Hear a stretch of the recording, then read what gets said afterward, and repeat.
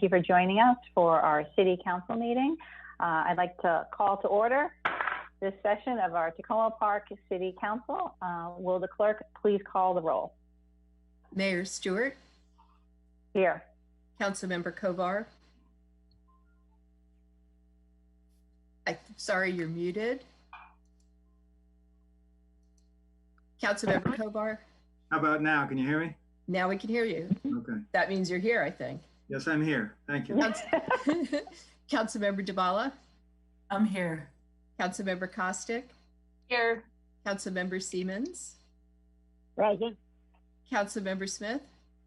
Here. Councilmember Searcy. Here. Everyone's here. Thank you. All right, great. Thank you very much for that.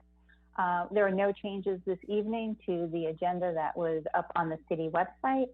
Looking forward to our meetings in the future.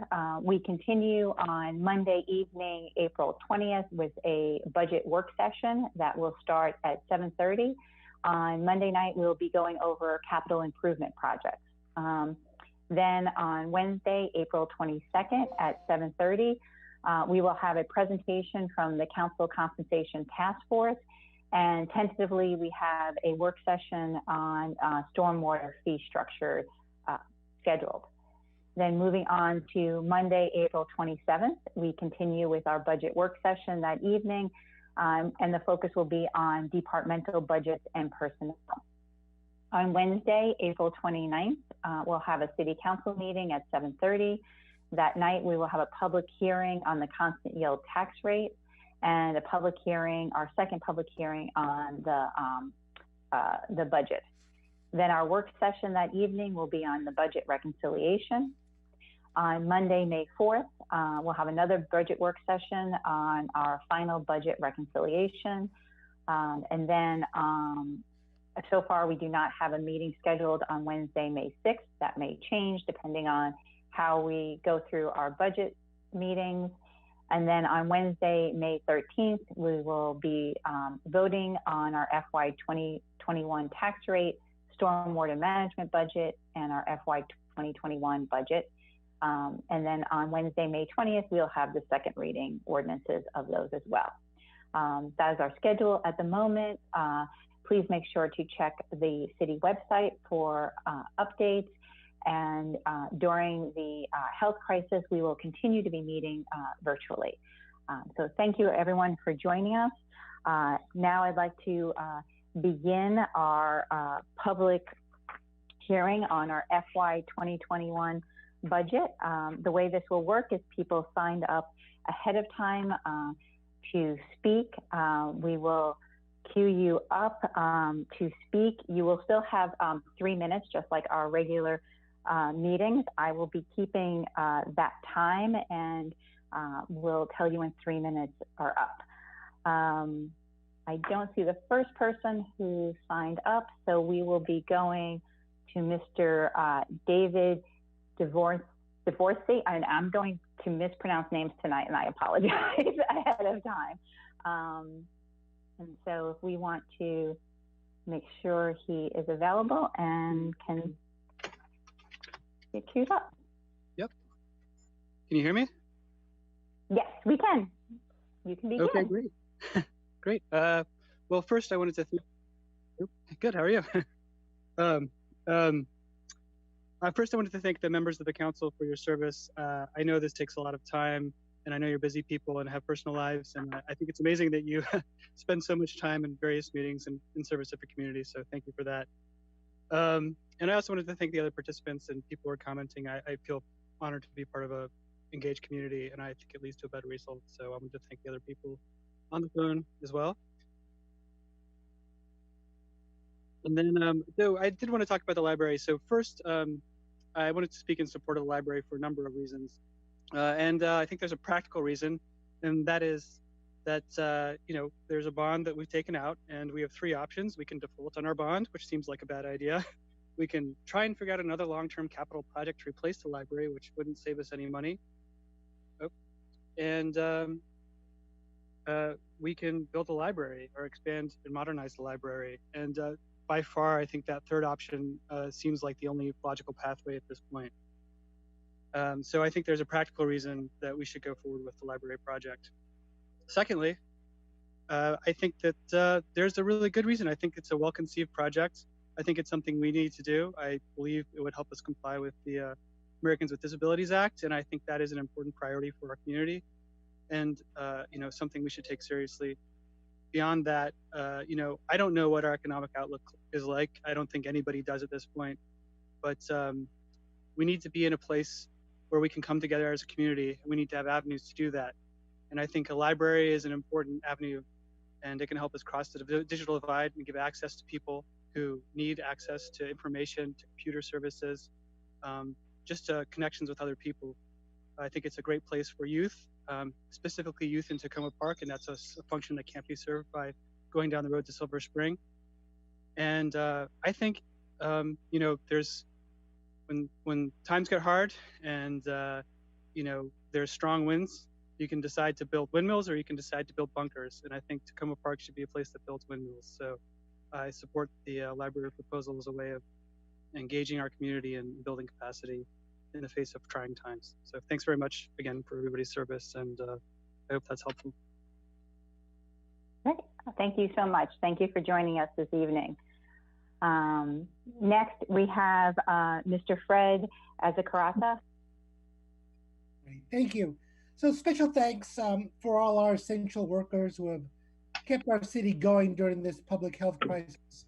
Our police, folks picking up our compost, trash and recycling, and everyone else who is leaving their homes every day so the rest of us can stay in ours. So on the library, I think it's important to remind ourselves that this process started almost 6.5 years ago with community conversations in November of 2013. And at various points along the way, there have been community meetings, surveys, council presentations, discussions and votes of this body. There have been permits submitted, grants awarded, monies allocated and bonds secured.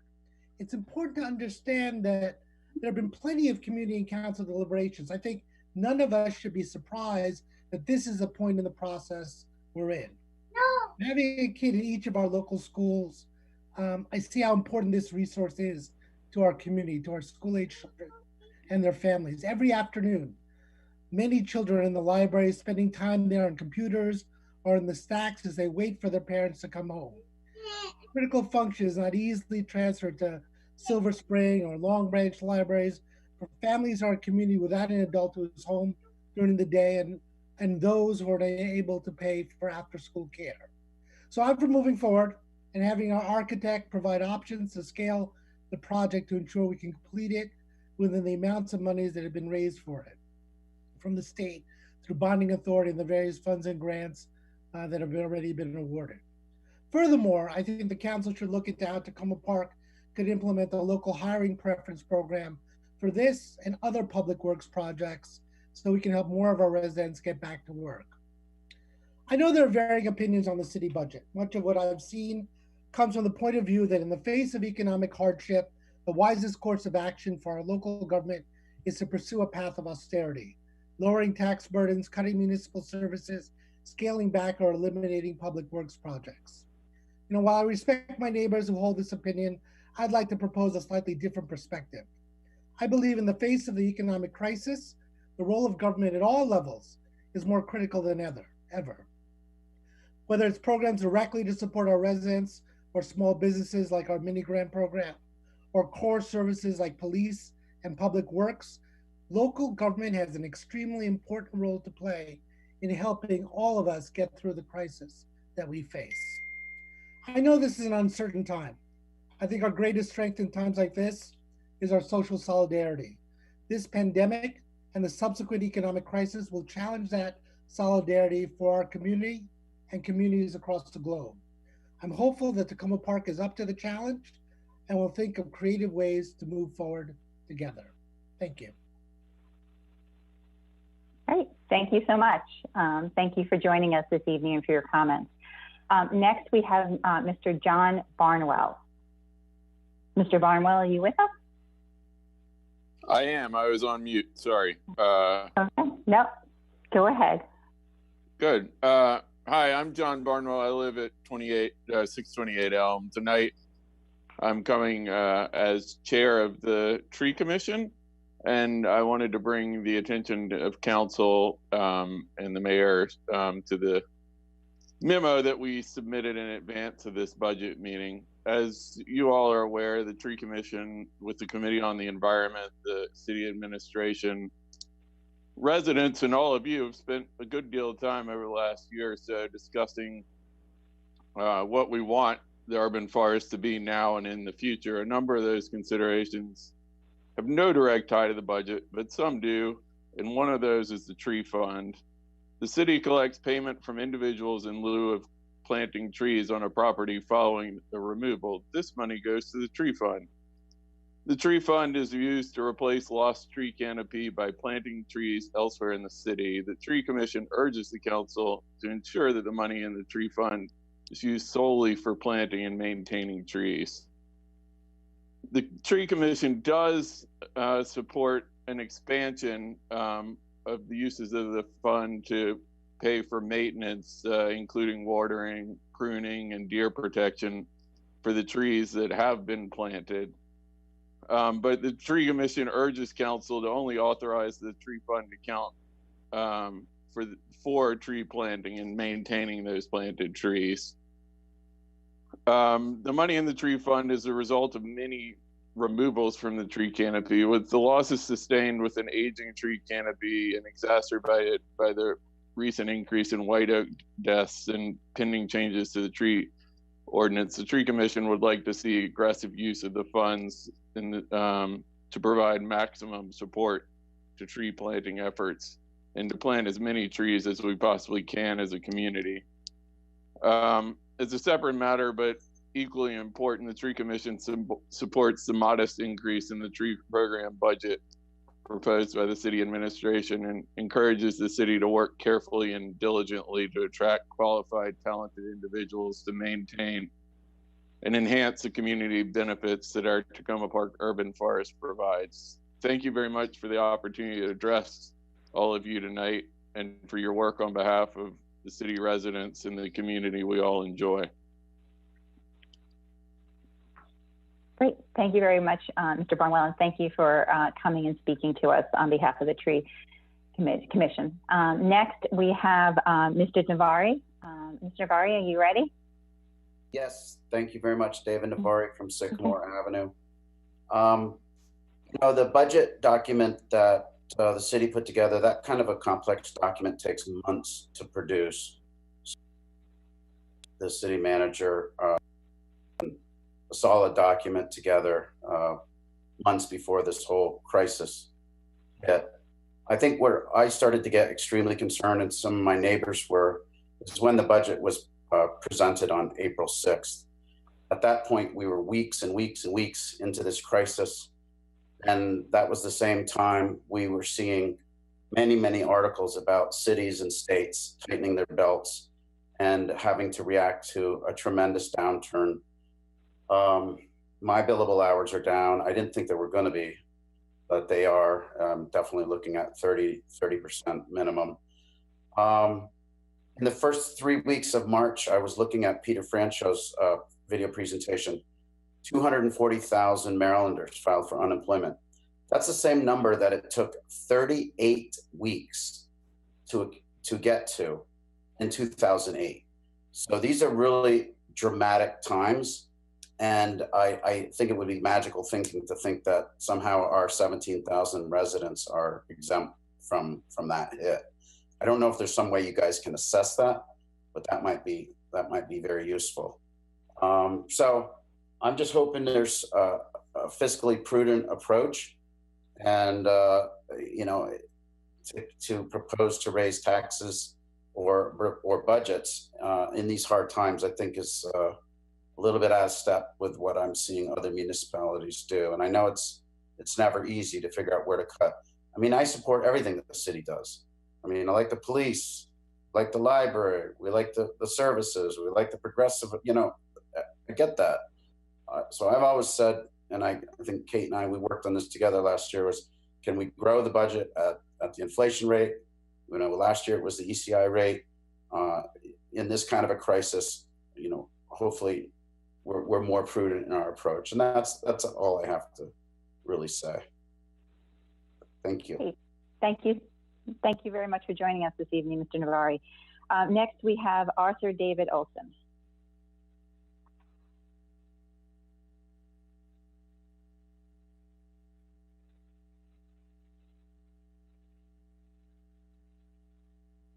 Mr. Olson, are you still with us?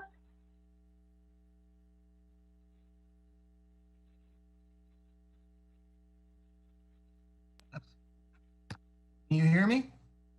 Yes, we can hear you now. Please proceed. All right. Arthur David Olson, Herbie Hancock Avenue.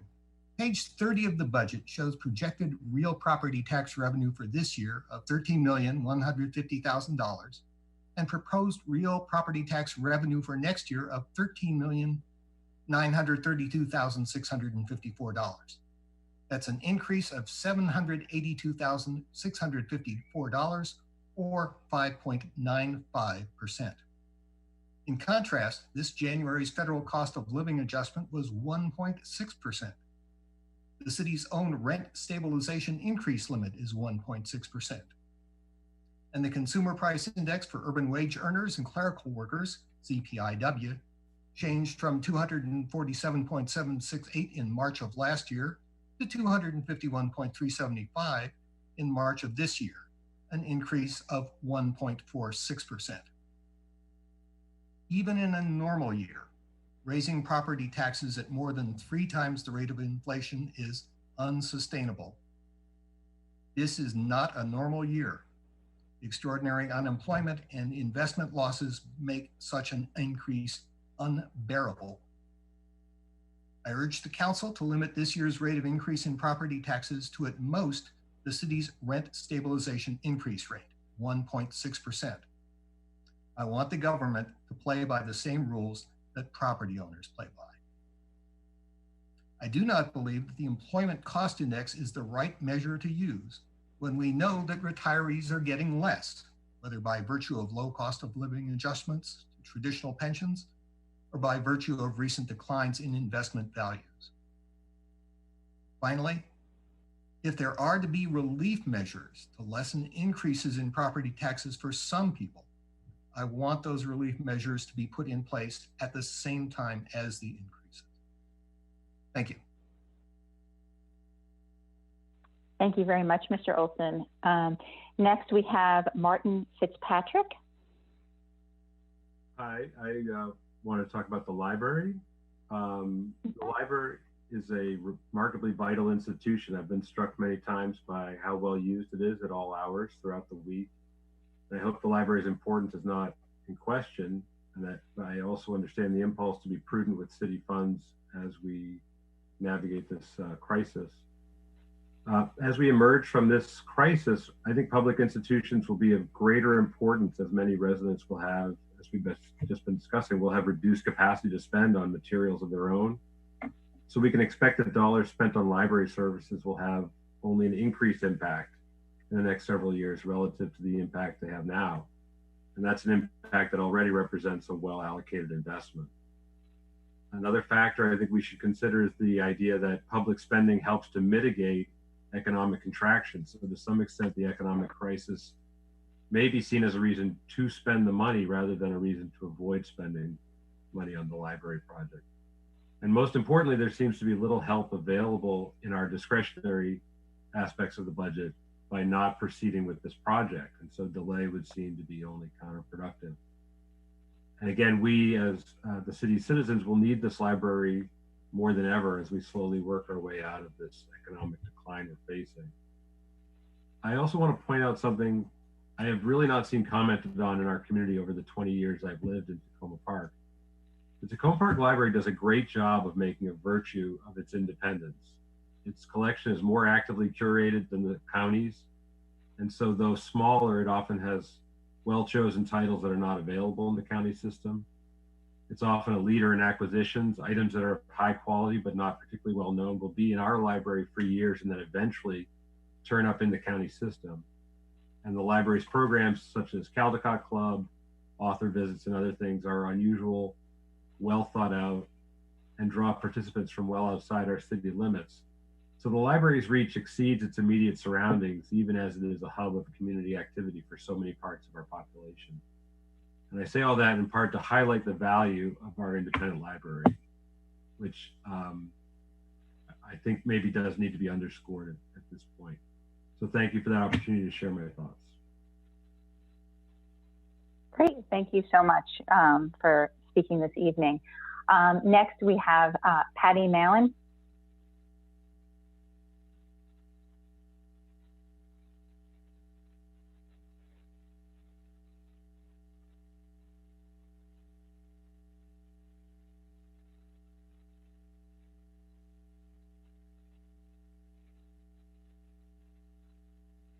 Okay, do we have Patty with us?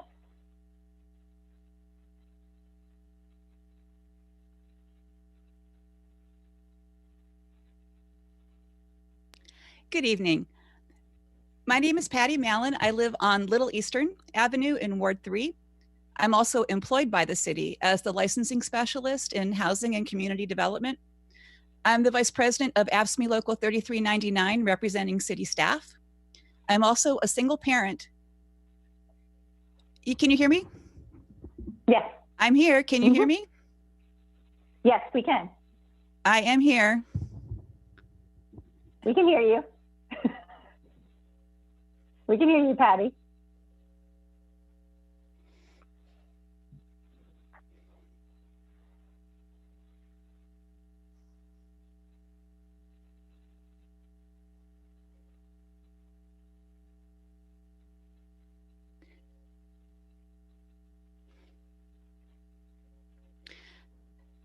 Okay. Patty, we can hear you. Okay, picking up again.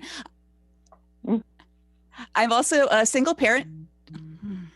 I'm also a single parent to a college student who is currently completing the first year of courses at a desk upstairs. For the past several weeks, I have been performing my duties from my kitchen counter. While residents can see public works staff without the benefit of hazard pay collecting their trash and recycling and the yard waste generated by all those home projects people are getting done during quarantine, what you cannot necessarily see is the work being done by other city staff from their own kitchen counters and dining room tables. In my department, landlord-tenant mediation continues. Renters and property owners are receiving COVID-19 information and resources in several languages to navigate this health crisis. Rent stabilization compliance just resulted in a $5,000 refund to a tenant. Rental licensing questions are still coming up and getting answered. Grant proposals from small local nonprofits are being reviewed. We're developing programs to keep local businesses afloat. Planning staff are monitoring ongoing infrastructure and design grants, including new Ave bikeway design and bus stop inventory, and just received an additional grant to design upgrades to bicycle and pedestrian facilities on Maple Avenue. We continue to process requests from residents for municipality letters to get building permits for those quarantine projects. Staff from both the library and recreation have made transforming in-person programs to web-based streaming programs look so much easier than it is. But Tacoma Park's children still have circle time, role-playing games, and recess, and adults still have fitness classes, book discussions, and more. Finance staff still has to pay the city's bills, not to mention all the work that went into preparing the proposed budget. Staff are also pivoting from regularly scheduled tasks to help where needed. For instance, I've been assisting with the city's COVID-19 resource page, as well as copy editing budget narratives. Much of this work is invisible if you're not a renter in a dire situation, or the parent of small children who now cannot leave the house, or a small business owner, but it is getting done. And because the work continues, city residents are still being served, and I, for one, can keep paying the mortgage on the house in which that college student and that kitchen counter live. I'm uncomfortable with those who see the pandemic as a cost-saving measure. I urge council to be cautious in considering cuts to the proposed budget, as this health crisis is a moving target. We don't know what the world and our part of it are going to look like on the other side, and we don't want to be wrong. Thank you.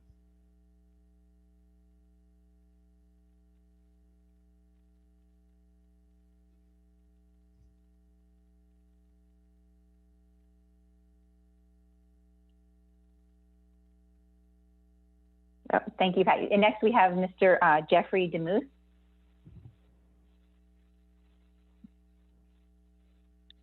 Hi, can you hear me? Yes, we can. Thank you very much. Go ahead. I'm Corporal Jeff DeMuth, and I am a 12-year veteran of the Tacoma Park Police Department. I'm also the Chief Shop Steward for UFC Local 400, the police department's union.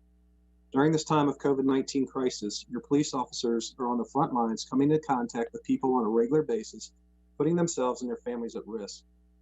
They put themselves at risk to protect the communities inside Tacoma Park. They come to work every day as essential workers and continue to provide services and perform their duties without question. It is our hope that during this difficult budget process, you keep the officers and their families they support in mind. Thank you. Great, thank you so much. Next, we have Sean Henley. Mr. Henley, are you still with us?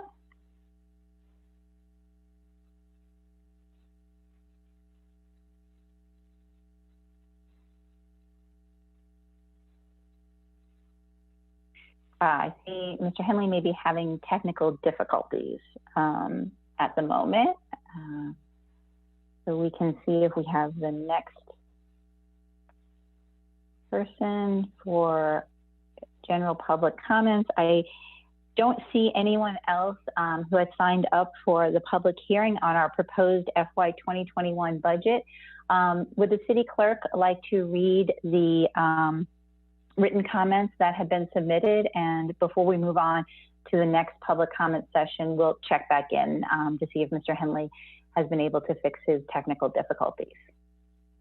Okay, can you hear me? Yes, I can hear you. Hi. Thank you. So there are a number of written public comments. Some of the comments for the public hearing are more about the library, but that is about the budget as well. So I will read them as they were given to me. Deborah Nelson from Maple Avenue says, please invest in our community's future. Vote yes on moving forward with the library. Thank you. Emily Van Loon from Sycamore Avenue is writing to ask your support for the library rehab. Literature has been such a comfort to me these last few weeks, and although I can read online, I do miss the community support from the actual library. Education cannot and should not stop just because of the virus. The future adults of Tacoma Park must have a library that serves their needs. The librarians over the years taught my kids how to research. My kids joined annually the summer reading program. They read newspapers and magazines from other parts of the country and had access to magazines we never would have ordered. They bought affordable books at the book sales and participated in story time when young. Please make sure this resource is available for future generations. As one of Tacoma Park's older citizens, I depend on the library myself. Please let us do the right thing, which I know is not the easy thing. Hank Prensky from Sligo Creek Parkway wrote, the Tacoma Park, Maryland Library is an essential service. To give in to the comfort of austerity thinking during a crisis is to continue the spiral down, like the proverbial race to the bottom. We must protect the institutions that serve and nurture all of us, and especially the children. Jill Gay from Spruce Avenue commented, please propose as many cuts as possible. What will they be? Don't bury them in the 300 pages. Here's a model of what I need to spend during the COVID-19 pandemic. Food, utilities, car insurance, house insurance, paying my housekeeper of 20 years not to work for me at the rate timing I usually pay her, a full tank of gas in case I need to access food and medical care. I have canceled everything else, including many things that bring me joy. Please provide our community with what is essential to keep in a simple way as I did above, and cut everything else. This is not a time to create an aspirational budget.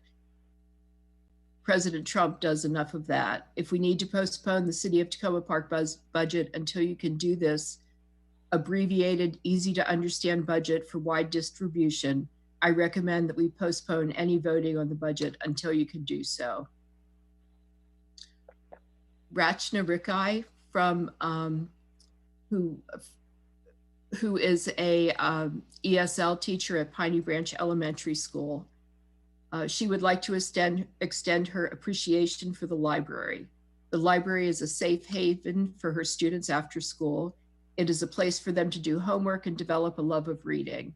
It is also a place where I bring my newcomer students on a field trip so they can explore and avail of a variety of resources that not only support language learning, but also enhance cultural competence. Every year, representatives from the library attend ESOL night at Piney Branch Elementary School, and Karen, the children's librarian, donates books for families to practice before, during, and after reading questions during the meeting, and to take home and add to their own libraries. Last but not least, the ESOL Family Book Club is a wonderful program that brings families from different linguistic and cultural backgrounds to the library to create community as they eat together and share insights about a book the children have read with their parents. I do hope the library, which is an amazing asset in our community, is provided with enough funding to continue and expand its valuable works. Thank you. Kelly O'Keefe from Elm Avenue would like to thank the City Council and City Manager and all those working on our behalf in this time of coronavirus. Second, she'd like to urge the Council to be as fiscally conservative as possible when crafting and voting on the upcoming budget. In the 10 years that we have lived in Tacoma Park, our city taxes have increased nearly every year, and our Montgomery County taxes have increased exponentially. It is crushing. Economic reports are forecasting an economic future as bleak as any time since the Great Depression. Like millions of Americans, some Tacoma Park residents are unemployed and losing income.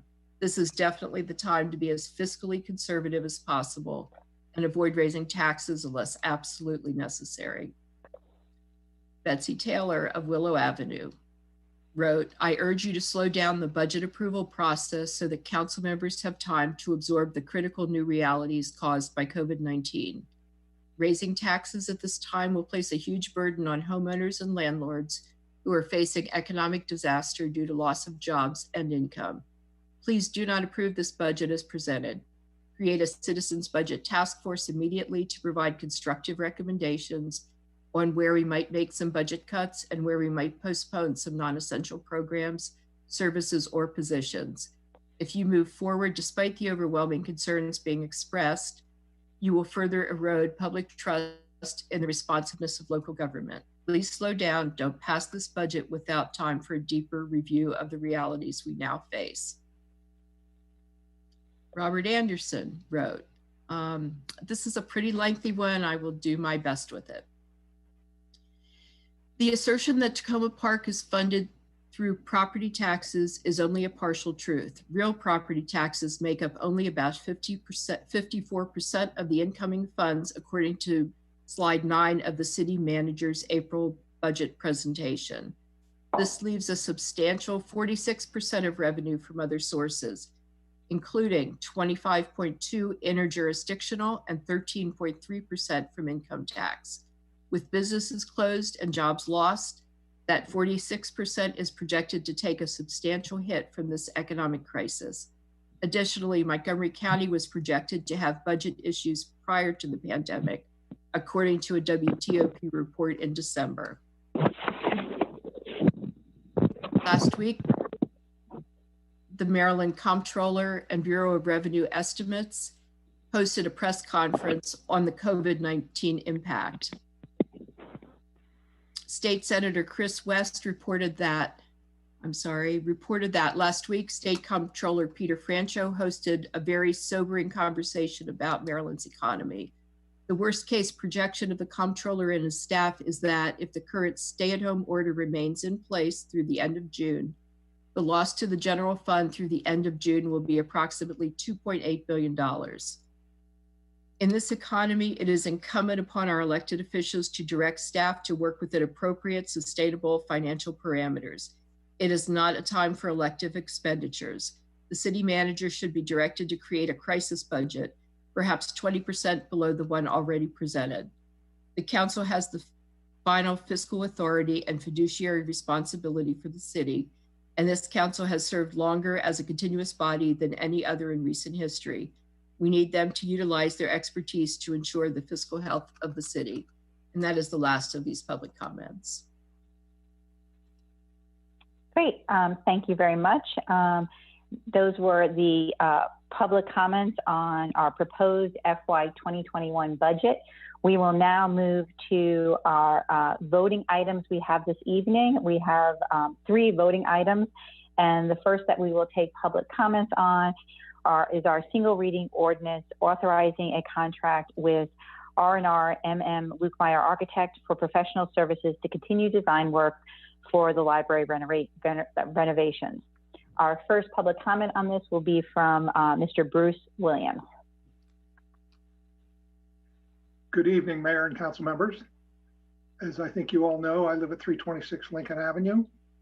I was mayor when this project first got off the ground in 2014, and I feel like the benefits of this project are obvious and the need is great. There are limitations on the funding. You can't use this money to address many other broad areas of need, and the ones that you could potentially use it for, limited though they are, I don't think are anywhere near as important as this project. And I also know that the timing for this is good in that, yes, the economy is down, but it also means costs for this project are down. So you should be able to get most of what you want to do within the budgeted amounts that you're dealing with. And so I urge you to vote in favor of this ordinance this evening. Thank you. Great, thank you very much. Next, we have Mr. Francis Nugent.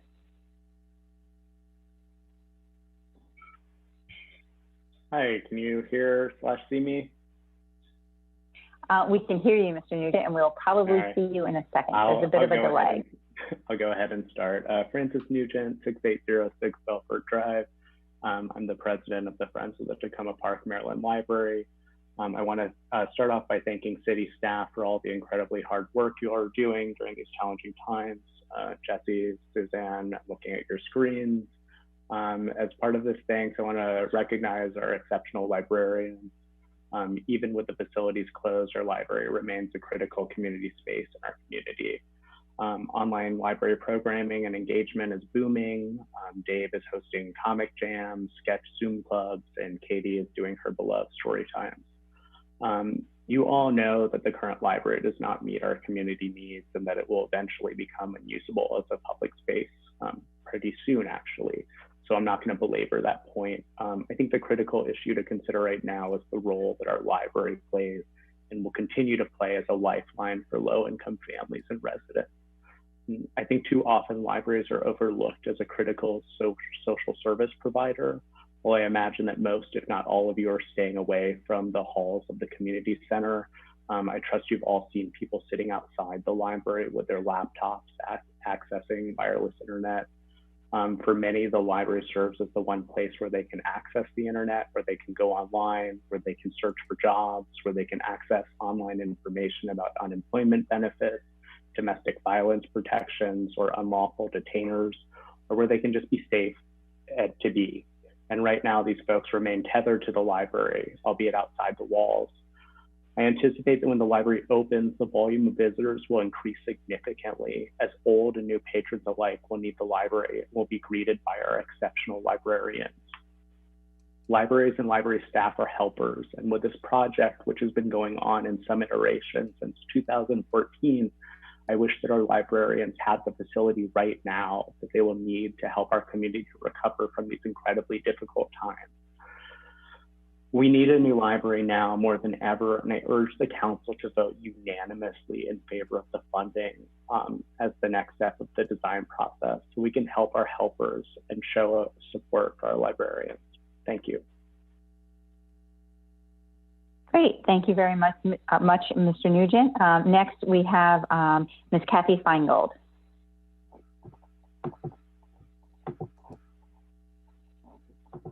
Thanks so much. Can you hear me? Good evening, everybody. Yes, first, I want to thank all of our leaders on this this call today. I know this has been a time of great challenge, and I'm really grateful for your leadership. And I'm really proud of all of our community members. I want to give a special shout out. We heard from Patty. Patty, you are not invisible. We are greatly appreciative of all the work that continues. We see that our community continues to work.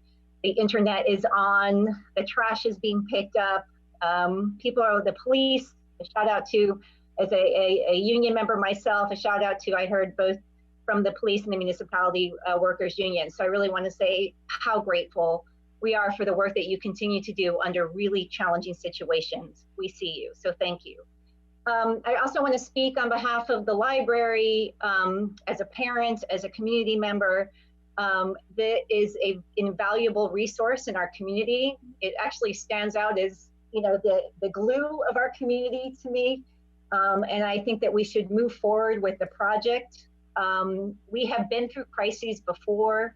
Our last major crisis in this country was 2008. We greatly learned what happens when you focus on austerity or sequestration, as we called it in the United States. We know that in the end, it did nothing to help our communities. It actually robbed our communities of a lot of valuable resources. So I hope that we can learn from the past and really focus on continuing to invest at a time when, again, we've already taken the bond out. We have the plans. We cannot easily just use these funds for something else. So I think we should definitely move forward with a plan that has taken a long time to put together. And, you know, we need this resource. We want to come out of this current crisis strong with the ability to come together as a community in a facility that's ADA compliant. It currently is not completely ADA compliant. We need to deal with the heating, the ventilation issues, all of that so that we can keep our community healthy, working together, and having a vision of moving forward instead of shrinking in a time of crisis. So I strongly urge everyone to support the investment in the library and the plans to renovate it. And I'm looking forward as a parent and a community member to enjoying this new resource in our community for many years to come. Thanks again for all you do. Great. Thank you so much. Very much appreciate you speaking this evening. Next, we have Mr. Neil Cohen. Thank you. I know that the video will take a moment to catch up. I'm Neil Cohen of 13 Columbia Avenue. And I want to also begin, like so many before me, in thanking Mayor, City Manager, City Council, and all the city staff for your continued dedication throughout this crisis and just throughout your leadership in general. And side note, I kind of like these Zoom meetings. I don't know why, they kind of work. As you can see, I'm putting my son to bed reading a book right now. So, but briefly, I don't want to keep everyone long. I think there have been some very eloquent comments, and I just want to echo and associate myself with those comments about the importance of libraries in general, as I think many of us would understand, but I think particularly the importance of the Tacoma Park Library. I think many of us have used it for the outstanding children's programs, and as Marty Fitzpatrick discussed, the unique speakers that it brings, the Caldecott Club, which has been a highlight, the summer reading program, etc. And from a matter of fiscal prudence and responsibility, I think we were fortunate enough to be blessed with a library that has really seen the end of its useful life. This council, prior council, recognized that, has already issued the bond. To somehow seek to abdicate or not pay interest or default or use another purpose seems short-sighted. And I think that we need to move forward. We need to move forward with due speed, and I hope that the council will encourage that to happen. And I know that I and many of others who spoke tonight will continue to keep track of this and insist that this project do move forward as the really both the fiscally responsible thing to do, but also the socially responsible thing to do for our city. So thank you very much for this opportunity to provide that comment. Great. Thank you. Thank you very much for coming this evening and speaking. Next, we have the Protas Foss family. I think we have a number, we have Josh, Abby, Noah, Ellie, and Rosie all at once. I think we're getting.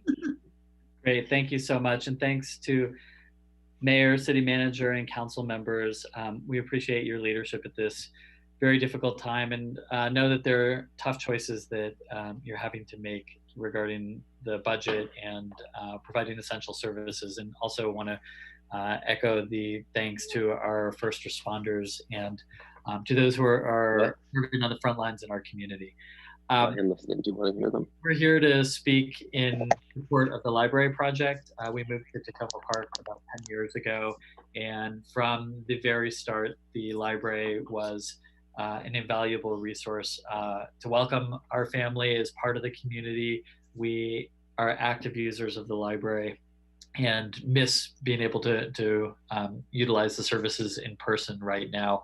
The library is such a community builder and source of empowerment for so many in this community. And the renovation project is long overdue, as others have noted.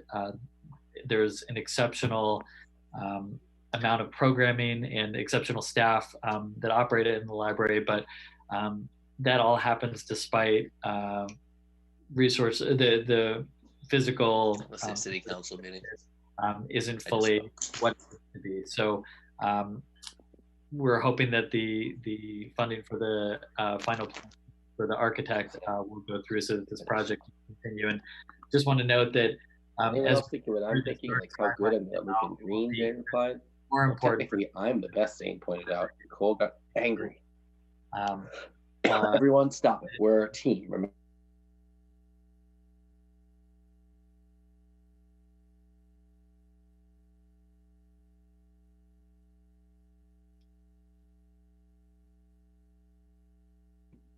Okay, I think we were muted, but we're back on now. So just want to urge support for the library project and recognize its importance after we get through this particular challenging time. I'm obviously a parent, and but I'm Abby Voss, and we live on Ritchie Avenue, but I'm also a teacher.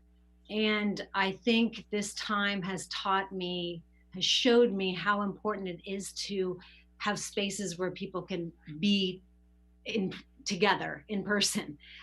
There's a lot of things we can do online, and I'm teaching my classes online, but I will tell you, it is not the same as when students come through my door and the relationships I have with them. And that is true of our library. It is a place where relationships exist. It's not just a place for books. And I value those relationships, and I know that many, many, many people do as well.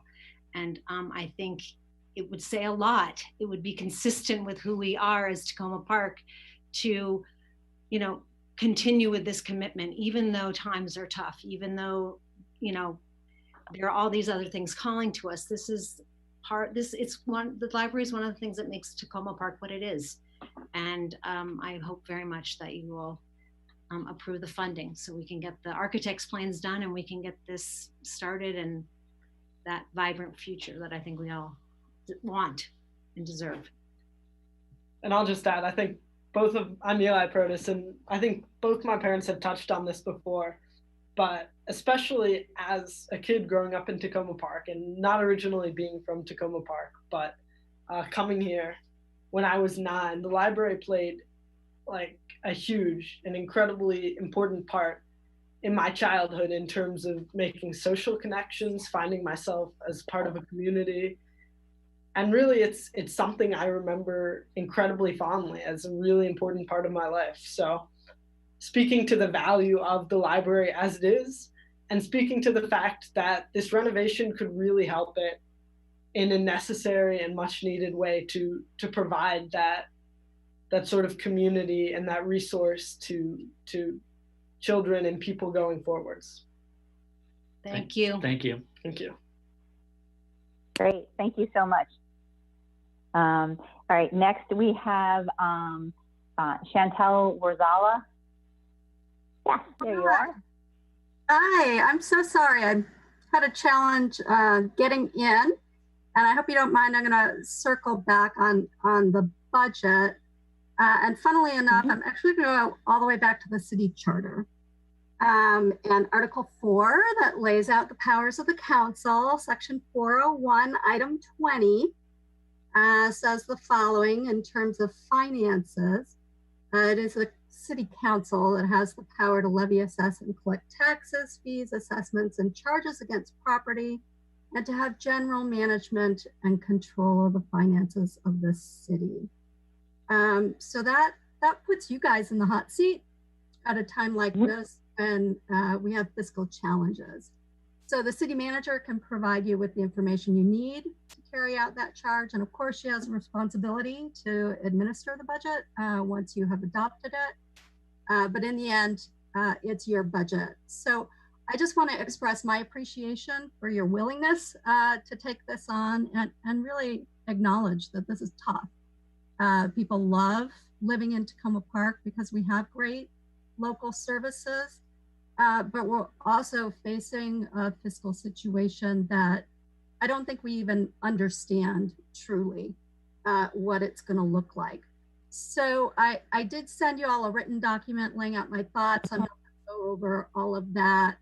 But I did just want to sort of emphasize that these are hard times, and I hope that you'll really look hard at what resources do you have really truly at your disposal as you think about the final budget that you adopt.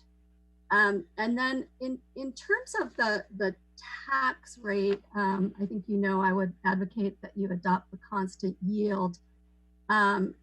State Comptroller Peter Franchot said this week, this is precisely the wrong time to be imposing higher taxes on the state of Maryland's businesses and individuals. I can't emphasize that enough. And I would just note that according to a very good source, Seth Grimes, it is the policy of the state of Maryland that anything other than a constant yield tax rate is a tax increase.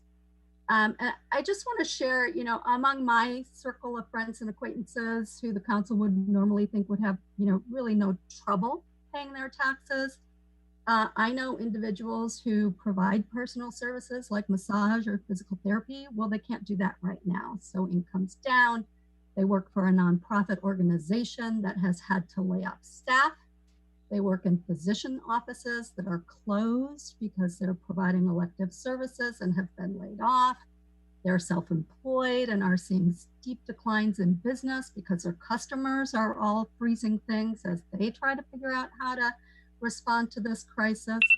And individuals close to retirement who have lost a lot of. So they can't be helped. That's 3 minutes. Tax relief fund. And so broad-based tax relief is what. Thank you. Thank you. Thank you very much. All right. Next, we'll go back to the public comments on the voting item regarding the library, and we have Ms. Deirdre Schifferling. Hi. Thanks so much. Can you hear me?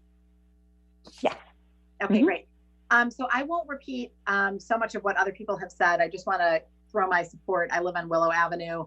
I'm the parent of 3 school-age children. I've lived in Tacoma Park for about 9 years, and I love the library, very much in support of improving it, making it better. I think now is exactly the wrong time to be cutting the library when so many people who are out of work or are getting back on their feet need the resources that the library provides in terms of computer access, internet access, information access, and help.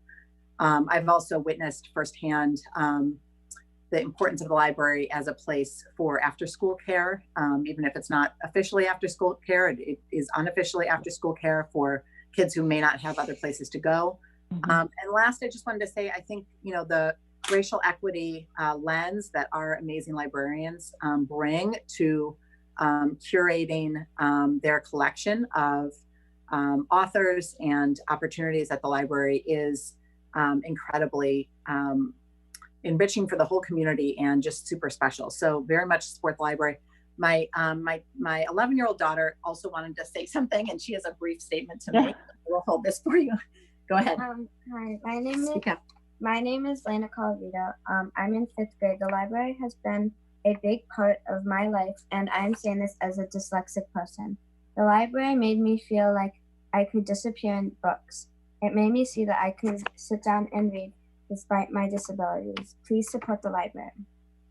Okay. Thank you. Thank you. Thank you so much to both of you. Okay. Thanks so much for letting me speak. Great. Terrific. Our next commenter is Mr. Fred Schultz. Hi, it's good to see all you guys. I want to make 5 basic points on why I want you to go ahead with the library. First, it is important for everyone to understand that this project does far more than expand the library. This project will remedy a lot of the shortcomings of the community center. The growing intensity of use over the years has revealed inefficiencies and wasted space on the main level, particularly in the linkage space between the 2 buildings. Space will be reformatted and new space will be added, including art studio space, conference, computer, and social spaces. A large portion of the overall project cost is going for these purposes, so it is not just a library project. Second, the library is 65 years old. It qualifies for Medicare. It is worn out and dysfunctional. It fails on numerous accounts: restrooms, ADA standards, staff workspace, energy efficiency, lighting, space for books, and so on. The point is, if we don't do this now, we will still be stuck with an old building. The cost of renovation will then be higher, and we will still have a small, inadequate, cramped building, an enormous waste of money. Third, with regard to the funding of the design and the construction, the best way to kind of explain the situation is that we have really already bought and paid for the new library. It's like buying a custom tailored suit. We can't take it back to the tailor. We have all the bond funding in hand, and it'll be extremely difficult to use the money for a different purpose. Not building the new library is not going to save us money. Fourth, the COVID-19 virus is a scary but a temporary problem.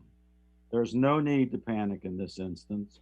We likely will suffer a long and difficult recession.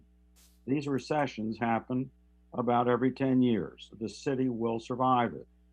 Fifth, stopping or postponing the design work will not be beneficial and will only add greatly to the costs. And my wife, Nancy, has ordered me to tell you this. Nancy is an avid user of the library, having checked out thousands of books and audio CDs over 30 years. Our library is unique. There's no other like it. It offers a selection of new books constantly, and its atmosphere is conducive to relaxing, reading, and computer time. Those are her words. And I would just add that somebody said a few years ago that the library is the soul of the city. And I would say that that's completely true. So thank you for the opportunity to add my thoughts on this. Great, thank you very much. Terrific. Our next commenter is Mr. Carter Doherty. Hello, thank you for holding the Zoom meeting here. I say this is most comfortable city council meeting I've had, but I do miss seeing everybody in person. My name is Carter Doherty. I live in Ward 1 on Crescent Place. Like everybody else, I definitely want to say thank you to the city staff, the frontline folks that we see, like trash and recycling folks and the police, but also the city staff that does working at desks and things on computers and stuff. This is the essential administrative plumbing of a city, and it's really impressive that you've been able to keep it up during the pandemic. For those who missed it, I encourage them to take a look at the city manager's blog, which offers a hint at the hard work that they're doing. The facts are changing every day, but they have to make decisions every day. It's not an option just to sit and wait. So I really respect them for that and feel fortunate. I would echo the brief comment about not jumping into suddenly cutting positions. If we're going to invoke the last crisis, one lesson was that we cut too much. One aspect of this is planning. And I want to encourage the city council to play the short and the long game, adapt to the crisis by supporting residents and businesses, but also move ahead with the library. Every time I'm in the library, I'm reminded of how it's an institution I really care for in Tacoma Park. It says something about the need for the library that Patricia Hanrahan, the mother of the little libraries around Tacoma Park, has been broadcasting the importance of getting children's books into those little boxes so that cooped up kids, particularly in apartments, can read books right now. So my wife and I combed through our books and put some out last night. I encourage everybody to do it. In short, libraries have a long track record in American history of being a place where communities come together. If we didn't have one, I would want one. So let's move ahead. Finally, I'm going to cheat a little bit and make a plug for supporting small businesses because I'm on the board of the Old Tacoma Business Association. We've been raising money for micro grants, and we were able to move very quickly, faster than any of the governments, because of the civic structures we had here and because of the indefatigable Laura Barkley, the executive director of OTBA. We did one round of those, and hopefully there will be more. We can do that if everyone goes to mainstreettacoma.org and kicks in a little bit. We hope to do additional rounds of that, and so you can make a contribution on the website. But once again, please move ahead with the library, and thanks for all the work you do. Great, thank you very much. Those are all the public spoken comments we have. Now I'd like to turn it over to the city clerk. I believe we have some written comments regarding the library. We do. We have a number of written comments. Andrew Penn and Kathy Serace on Tulip Avenue said, "We have lived in Tacoma Park for almost 40 years and have raised our 2 children here. Over these past 4 decades, the Tacoma Park, Maryland Library has been a vital part of our family's life. We urge you to vote in support of moving forward on the next design phase that is essential for it to be a usable public space that can serve our entire community into the future. The library faces severe physical and mechanical problems, such as failing HVAC system and its failure to meet the building requirements of the ADA. We understand the concerns raised by some residents about the expense connected with the library project in light of the current health and economic crisis facing our community. But many critics of the project either do not know or fail to acknowledge the dire need for this project. To cancel it does not make sense given that the bonds and other funding for this project have been secured and cannot be returned, or according to our understanding, cannot easily be shifted to other projects or to the city's operating funds. We support directing the architect to work on design options that will fall within past cost estimates. The option to move forward will be fixing immediate pressing problems as they develop. That will cost nearly the same as the renovation while leaving the library vulnerable to flooding, less space for books, and an uncertain future. Critics also rely on resident access to other libraries in Montgomery County, but they fail to recognize that many families in Tacoma Park do not own a car and therefore rely on public transportation. For them, easy access to other libraries does not exist, particularly for children after school, senior citizens, and residents with disabilities.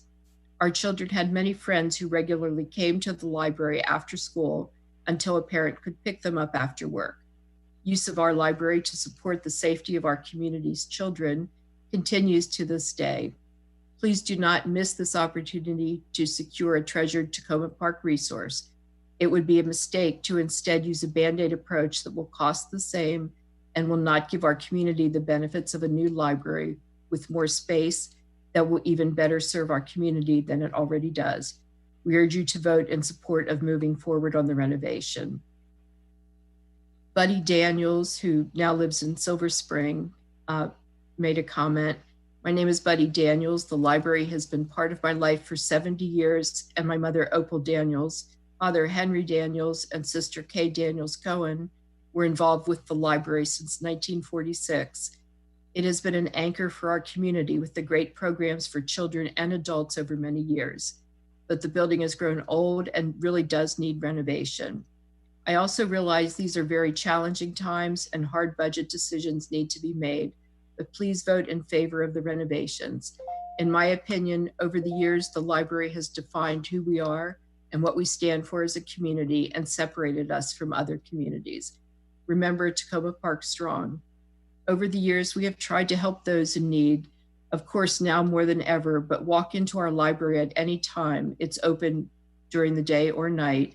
There are so many people using the library, attending programs, using the Wi-Fi, or just reading, because over the years, our library is the anchor of the community and became so successful that the library and its programs have outgrown the building. So again, please vote in favor of the library renovation project.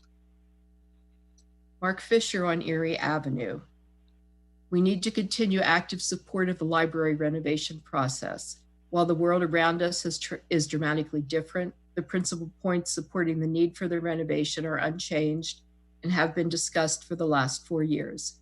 Especially at this time, however, I do believe that it is important for Tacoma Park to continue the process of developing and refining the library's renovation. The process is time sensitive. Delay cannot improve our situation. The existing physical structure will continue to age, and the design process can only become more elaborate and less certain. Finally, coming out and supporting the renovation process makes a statement of belief in and support of our community and its future. We need that support and belief more now than ever. Sincerely, Mark Fisher. Maurice Belanger on Cedar Avenue. I'm writing in support of the library. I'm ready to support the council vote over the next chunk of design funding. I think the facts have all been aired on both sides. The building is in need of modernization, not only to upgrade technology, but to bring it into modern codes and comply with the ADA. We've already borrowed the money, and the current crisis, as terrible as it is, may provide us an opportunity to lower construction costs. Facts aside, there may be no institution in Tacoma Park that gives me a greater sense of pride in our community than the library. I occasionally volunteer as a photographer for the library. I live across the street from it, and I am always impressed by the programs I attend, particularly the book talks by children's authors who almost always bring in a good crowd, and a diverse crowd in race, religion, and gender. We have the library staff to thank for the diversity and quality of the programming. The book talks are just a small part of the library programs put on for the community. There are the various clubs and ongoing programs to encourage our young readers, artists, and creative minds. There are dozens of programs during the year for the school children next door at Piney Branch, and adults have their book clubs and occasional author talks as well. I would be very sad to see us lose this treasure, not for myself, but for the kids I see coming out of that building with stacks of books under their arms and that they can read for free, and for their parents who make visiting the library with their children a part of their routine. I hope the city will push forward with this investment in our future readers. It would be very short-sighted if we do not. Alyssa Tang on Boyd Avenue wrote, I'm writing to express support for the renovation of the library. In normal times, my husband Landry, 7-year-old daughter Lulu, and I frequent the library about 2 to 3 times a week. We check out the book recommendations from Karen McPherson and comic guru Dave Burbank, and attend various events, including the children's author readings and drawing demonstrations. Lulu and her friends do their homework together at the library after school during the normal school year, though it can be hard to find table space because the library is so popular. It is also a beloved space for us to feel a sense of community. Though we would be sad to see the library closed for renovation, we would be excited to see a much needed updated space. The great book collection would benefit from more display space, and we would much appreciate more space to read, contemplate, and share time with our friends and neighbors. We wish for a bigger library with more natural light, more seating, and better ventilation. So my family would like to lend our voice of support for the library renovation. We hope to see it coming to fruition. The next comment is from Paul Hubner on Carroll Avenue. I want the council or any individual council member to table the motion authorizing another $500,000 contract extension with Luke Meyer Architects to continue design work on the library. The residents are already paying Luke Meyer some $300,000 in fees, and we are also paying $325,000 to $400,000 per year in bond payments. The present result is a construction budget that already exceeds the bond and budgeted funding by 20 to 25%, and we don't even have buildable drawings yet, much less broken ground. In addition to the proposed $7 million budgeted by council, the city manager wants the council to tap another $2.5 million from the cable grant payments, which are already funded by yet another tax included in every resident's monthly cable bills. This library project is a runaway train, originally proposed by Mr. Luke Meyer to cost $2.1 million to $3.5 million. We are now told that the cost will be $10 to $12 million. You have already been convinced to borrow $7 million in bonds over 3 years ago. Now you are asked to spend millions more and nearly $1 million in design fees. This library project was originally a renovation. Now it's a raise and rebuild. It is time to pause and reassess. The last comment is from Anand Parikh on Park Avenue. I have 2 points I'd like to convey. First, I'd like to convey my appreciation for the Public Works team. Ms. Braithwaite and her team, whether it's emergency snow removal or routine waste pickup, perform without fail. Even now, during this contagious health pandemic, and despite the many demands on the team's limited time, they always welcome and adapt to feedback, including circling back and helping a community member in need outside of routine assignments that would otherwise permit more remote bureaucracies to ignore our community's immediate needs. I'd also like to convey again my hope that you will continue to authorize city funds for the necessary redesign of our community's library. The library needs to be a space that is handicap accessible with HVA systems designed for, and a space suitable for tangible exploration and learning, and designed to serve as information resource for the 21st century. The library serves as a symbolic and actual hub of Tacoma Park. It is often full during the day with new immigrants studying, seniors casually reading and staying connected with their community, and younger children arriving for their first neighborhood activities. Its use is not solely for people checking out books. The library has been and should continue to be a welcoming community center and meeting space.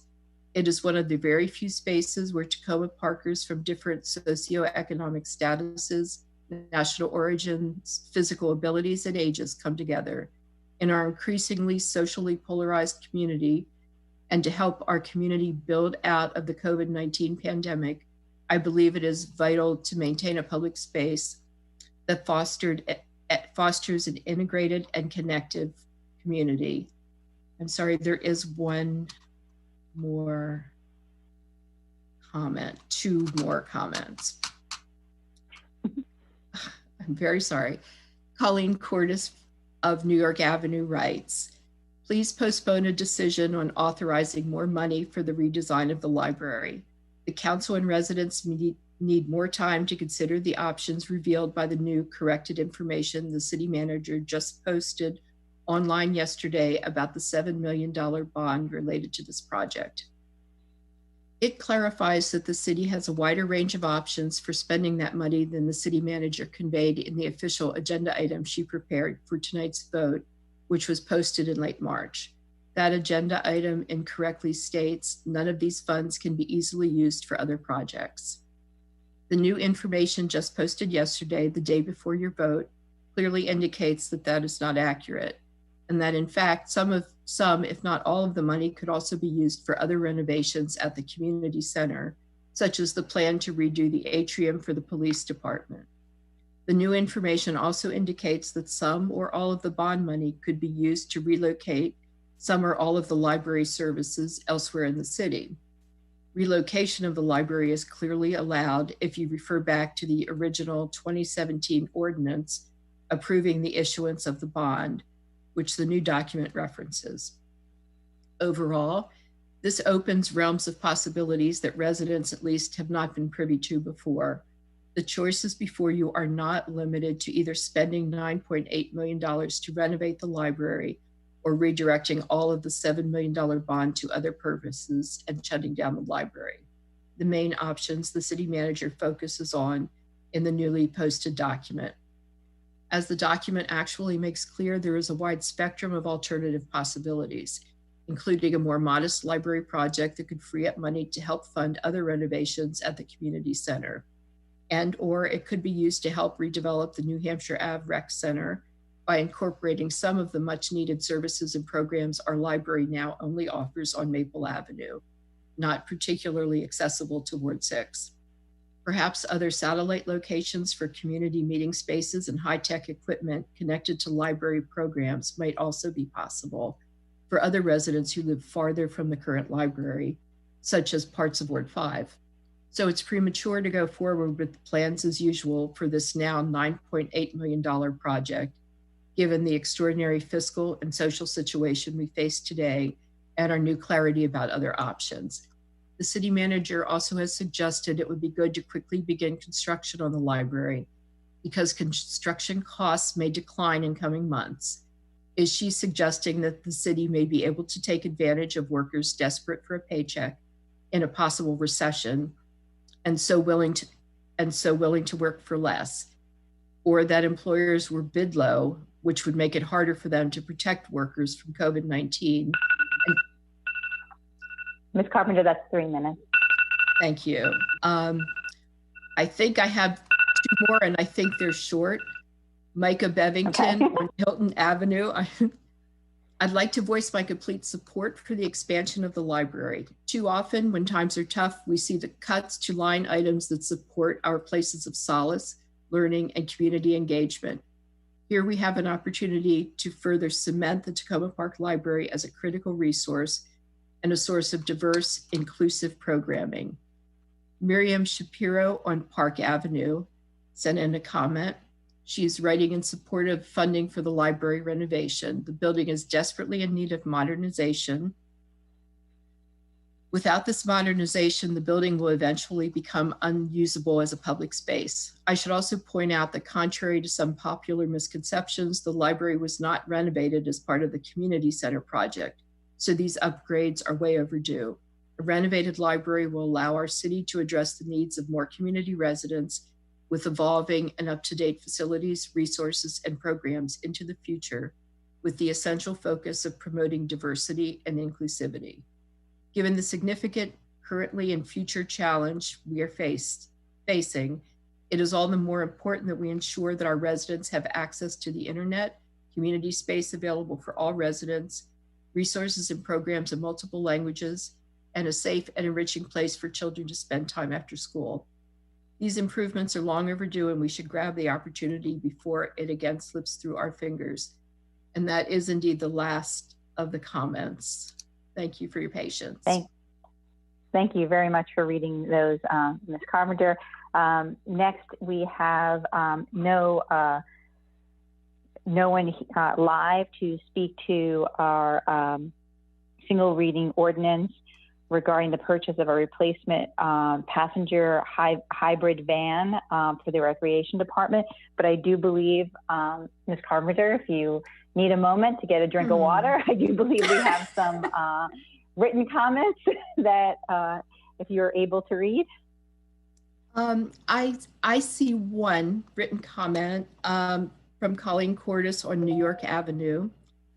Ms. Cordes said, please postpone the purchase of a replacement van until the FY22 budget. That would respond to both environmental concerns and the extraordinary economic situation we now face. First, it doesn't sound like the current 2007 van has reached the end of its useful life. Ms. Braithwaite told the Committee on the Environment that the current van should be replaced as much due to interior wear and tear as any mechanical issues. Given uncertainty about when such a vehicle will be needed again, since we don't know how long social distancing will be required, and given the current economic crisis and local emergency needs, a worn interior doesn't sound like an urgent reason to spend $92,000 on a replacement van. Extending the life of the current van by a couple of years is also more environmentally sustainable. Replacing vehicles before really necessary is wasteful, given all the fossil fuels and natural resources that were consumed in their manufacture.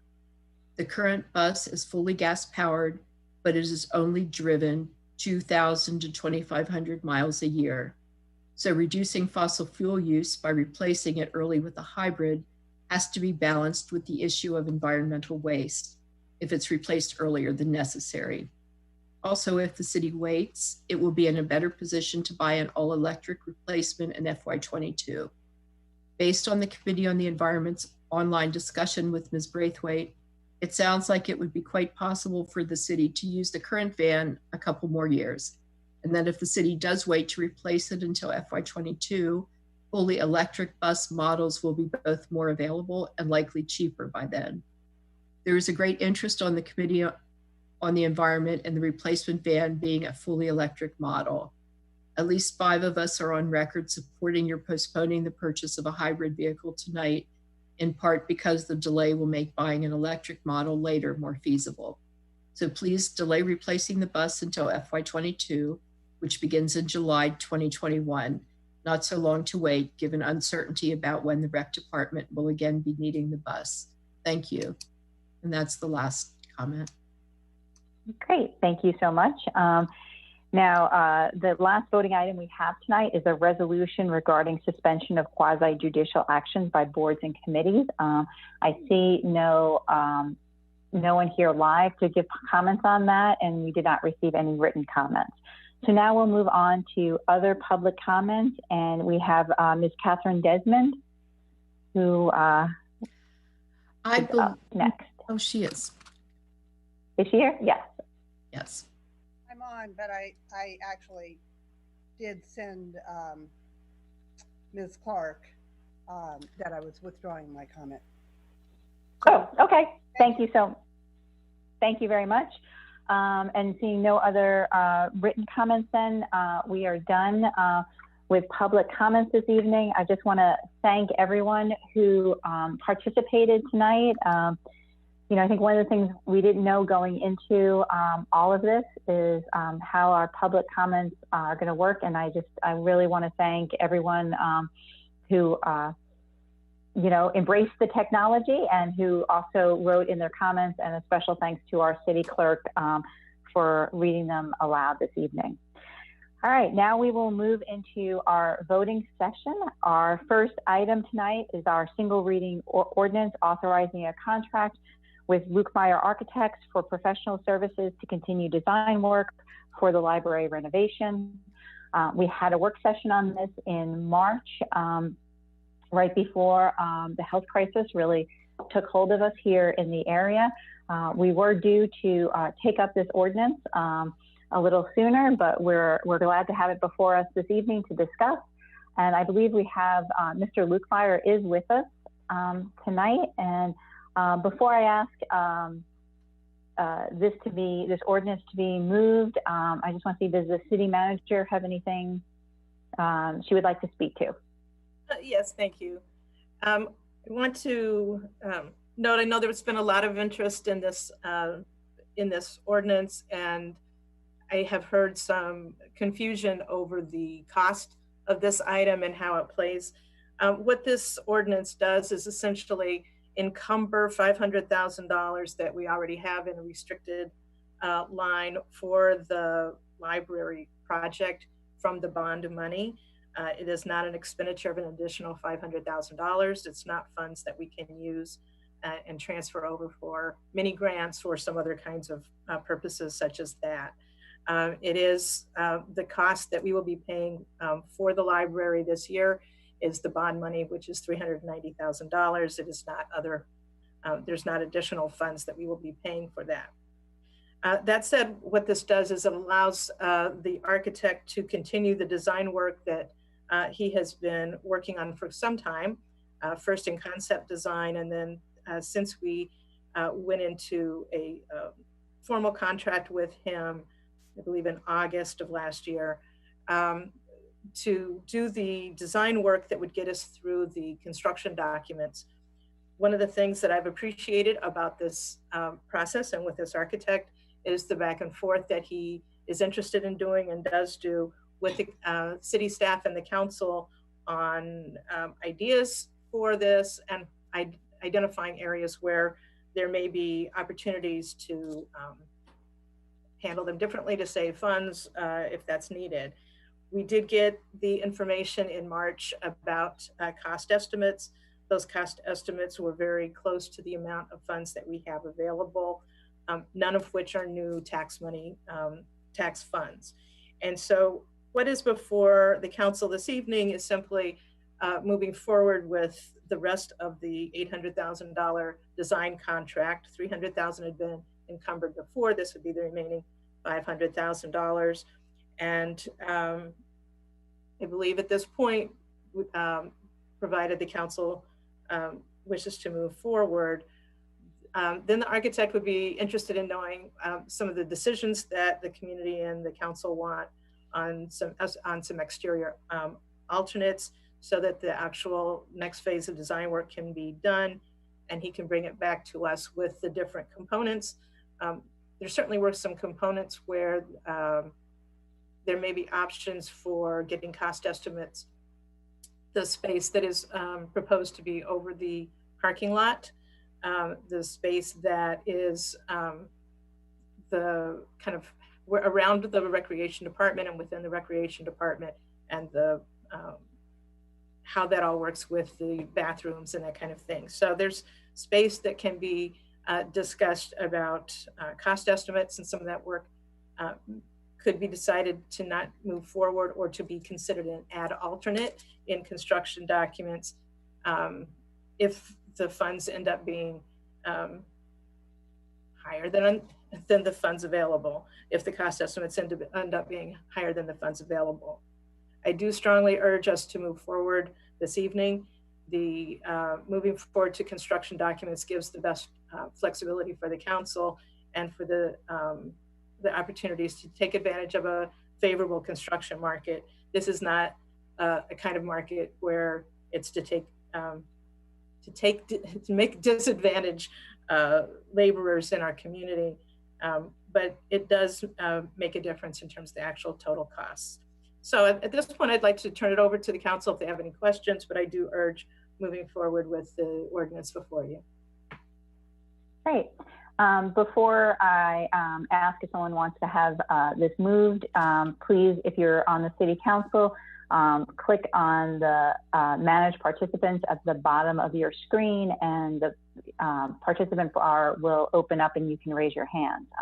Mr. Smith, Councilmember Smith. Just want to clarify a couple of points that the city manager made. One, you said that $500,000 is coming from the bond that the city took out. Now that bond, the city does have to repay that over an amortized period, correct? That's right. So it's $390,000 a year for the 30-year period.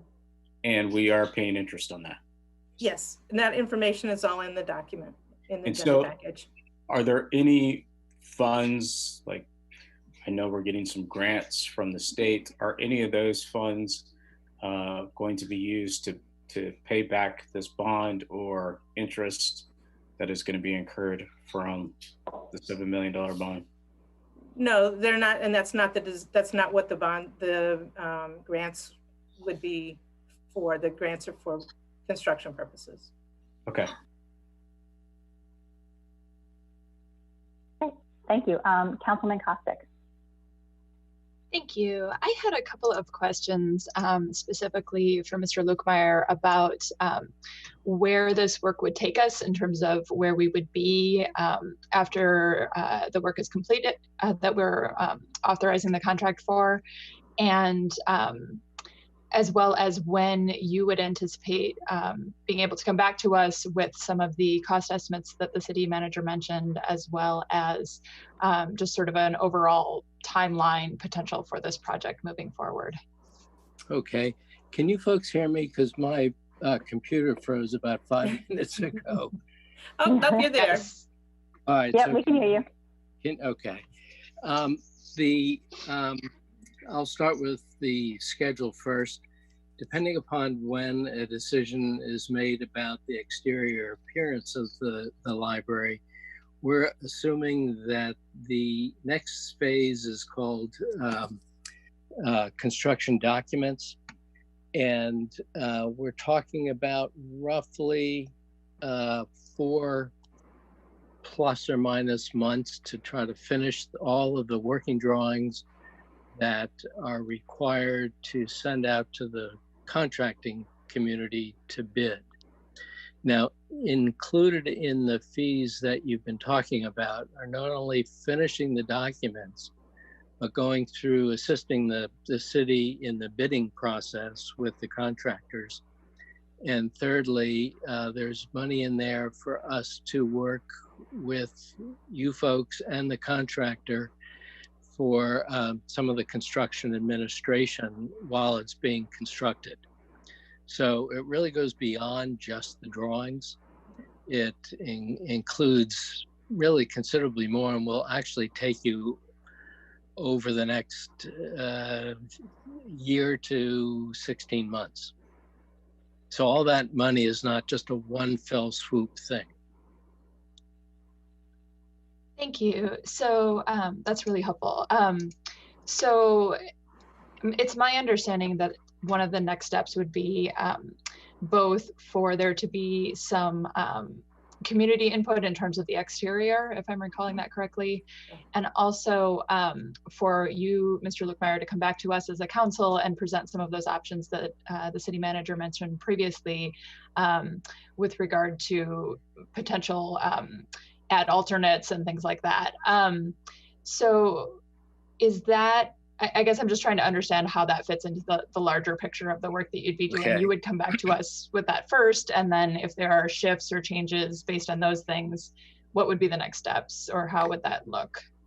Well, right now I'm a little unsure of how the community design process will work, or how the final decision about the exterior will work.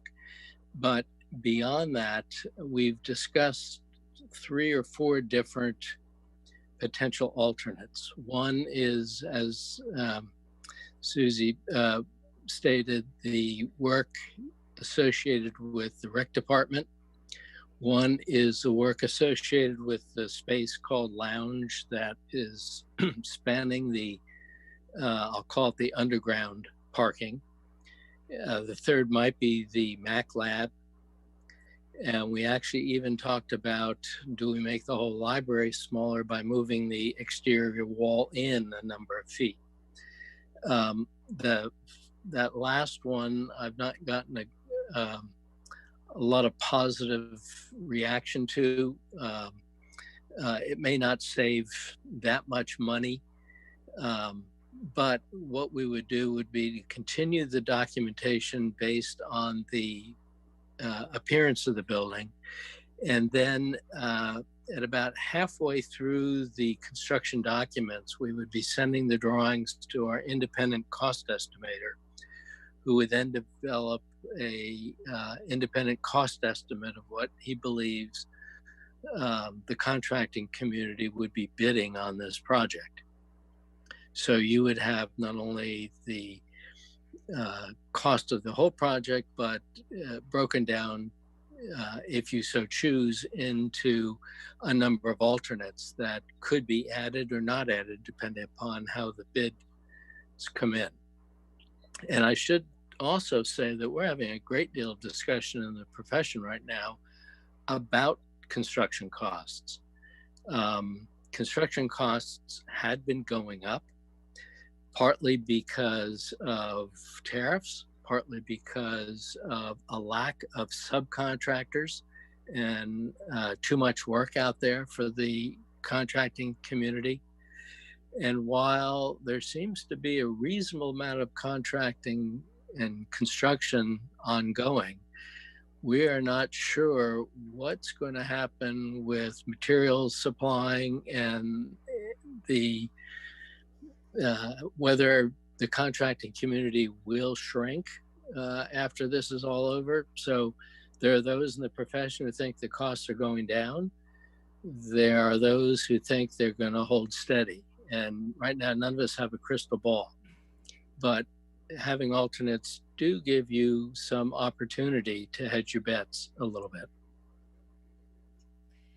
And if I could just, Councilmember, one of the things that we had been talking about is having some kind of a survey, online survey about the different options that have been presented before, but ultimately it would be the council's decision about which exterior versions you want to go for.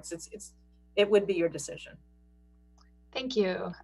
Yeah, this is all really useful information, and I'm looking forward to hearing more, hopefully in the future, regarding the specifics on these things. I think one thing I want to make sure is that we have an opportunity to get that feedback back in terms of what those alternates are and be able to consider based on costs, and if there are ways to reduce costs, looking at the pros and cons of those different things, as well as the community process with regard to the exterior. And I don't know if there is any cost difference between different exteriors, but it seems to me that that might also play into some of that portion as well. So thank you very much for that information. Overall, I will say I'm very supportive of the library project. I want to see this move forward.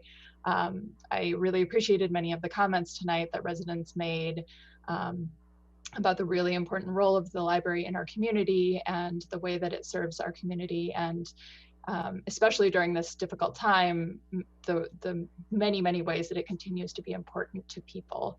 So I feel really strongly that we need to move forward on this, and I'd like to see us move forward relatively quickly, because I think this project has already been delayed a number of times. And I'm looking forward to receiving this additional information and then seeing what next steps we can take. Great, thank you very much. Councilman Searcy.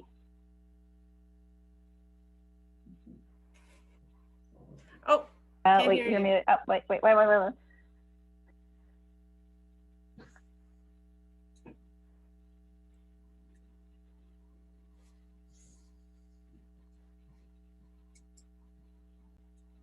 Mute myself. Oh, there you go. I got you. Stop getting these weird boxes. All right. Hello, everyone. So I have a couple of questions. Primarily, some of them I think are for City Manager, but I also have one for Mr. Lukemire. So we've gotten a number of questions about not just whether or not we can redirect the resources that we currently have for other purposes, but also the whole concept of just stopping, right?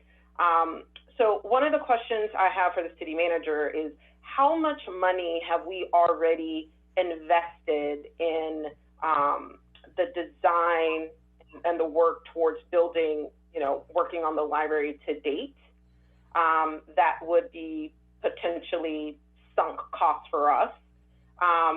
And then if you could just talk a little bit about the range of the additional costs that the city would experience if we were to redirect, particularly the bond funds, to another approved project. Again, we've talked about them being limited, but there are some exceptions, but there's still some administrative costs associated with the pivot. So how much have you spent to date on this project? How much would it cost if we were to redirect those bond funds on something else, like an approved use of those funds? Well, I can speak to a couple of things. For the amount that we've actually put out, I think it's just a little bit over 200,000. There's some invoicing that's still due us, so it will be up from that. Nevertheless, those are expenses, especially the floodplain study, and that work did take quite a bit of time and money.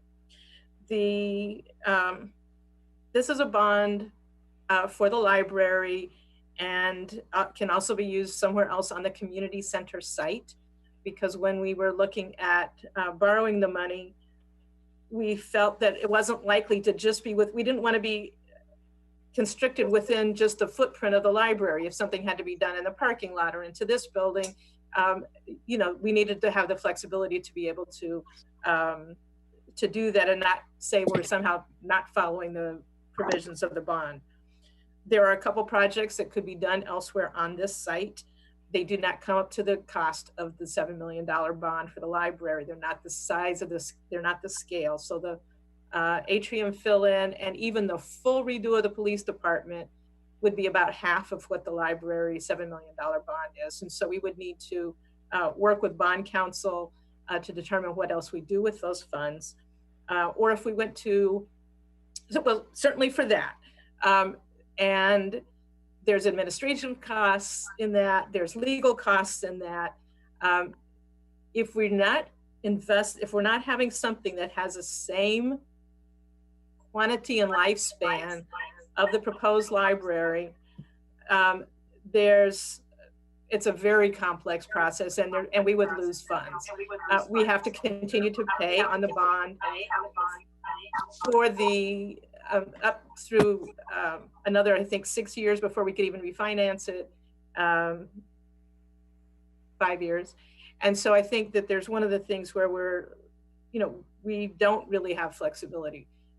If we wanted to, it's for building, people invested for a building, and it needs to be something of about the same size. We're paying on it no matter what, and so there's that.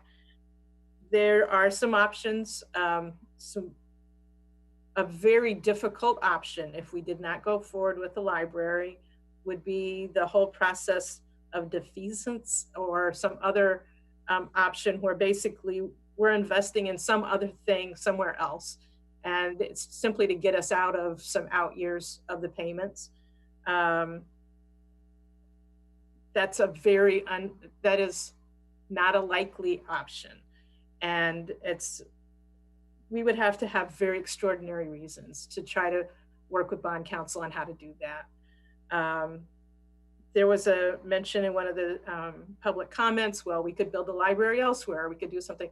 We did go through that as a discussion with the council. To try to build the library elsewhere would cost a lot more because of the ground that you need to build it on and the whole stormwater issues and everything else. So we have a deal actually to do it on this site with the existing utilities, with the existing facilities that we have. And so we really don't have a good option to do something different without having these extra costs. Thank you.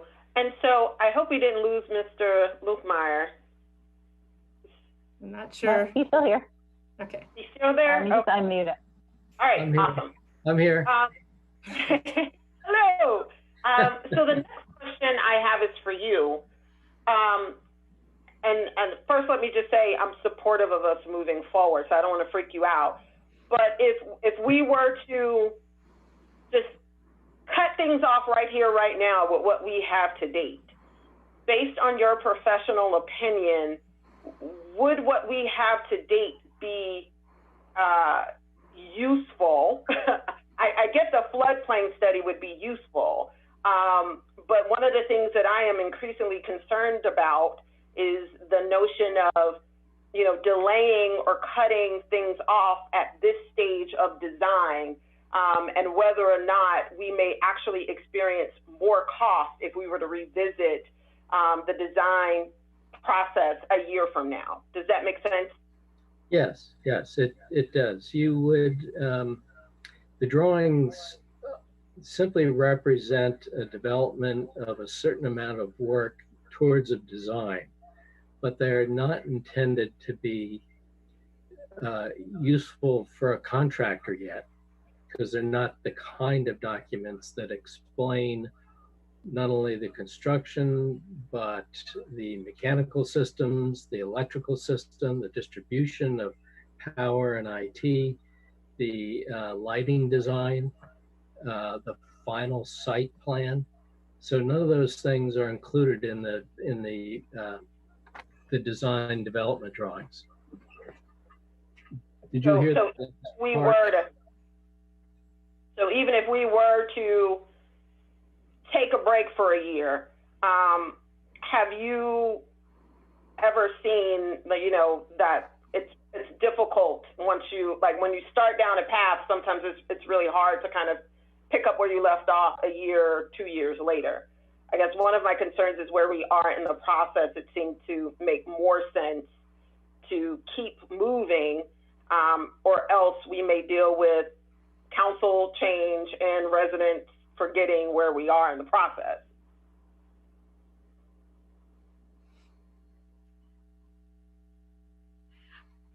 I don't know if Mr. Lukemire is ready to answer on that one, but I can speak to it a little bit too. One of the things that we have been working with our facilities guys have been working with the engineers with Lukemire on making sure that our systems talk to the library, the future library systems, while we're holding the library together with the duct tape. And so at some point, we're going to have to move on some of our decisions in this building before, you know, if we're not moving on the library building, just the nature of how those things work. So there is a problem with that. The library building itself is not good shape. And so I'm also concerned just about extra time and what that does to the actual facilities. Okay, great. Thank you so much. That's helpful to know. Great, thank you. Next we have Councilman Dabala.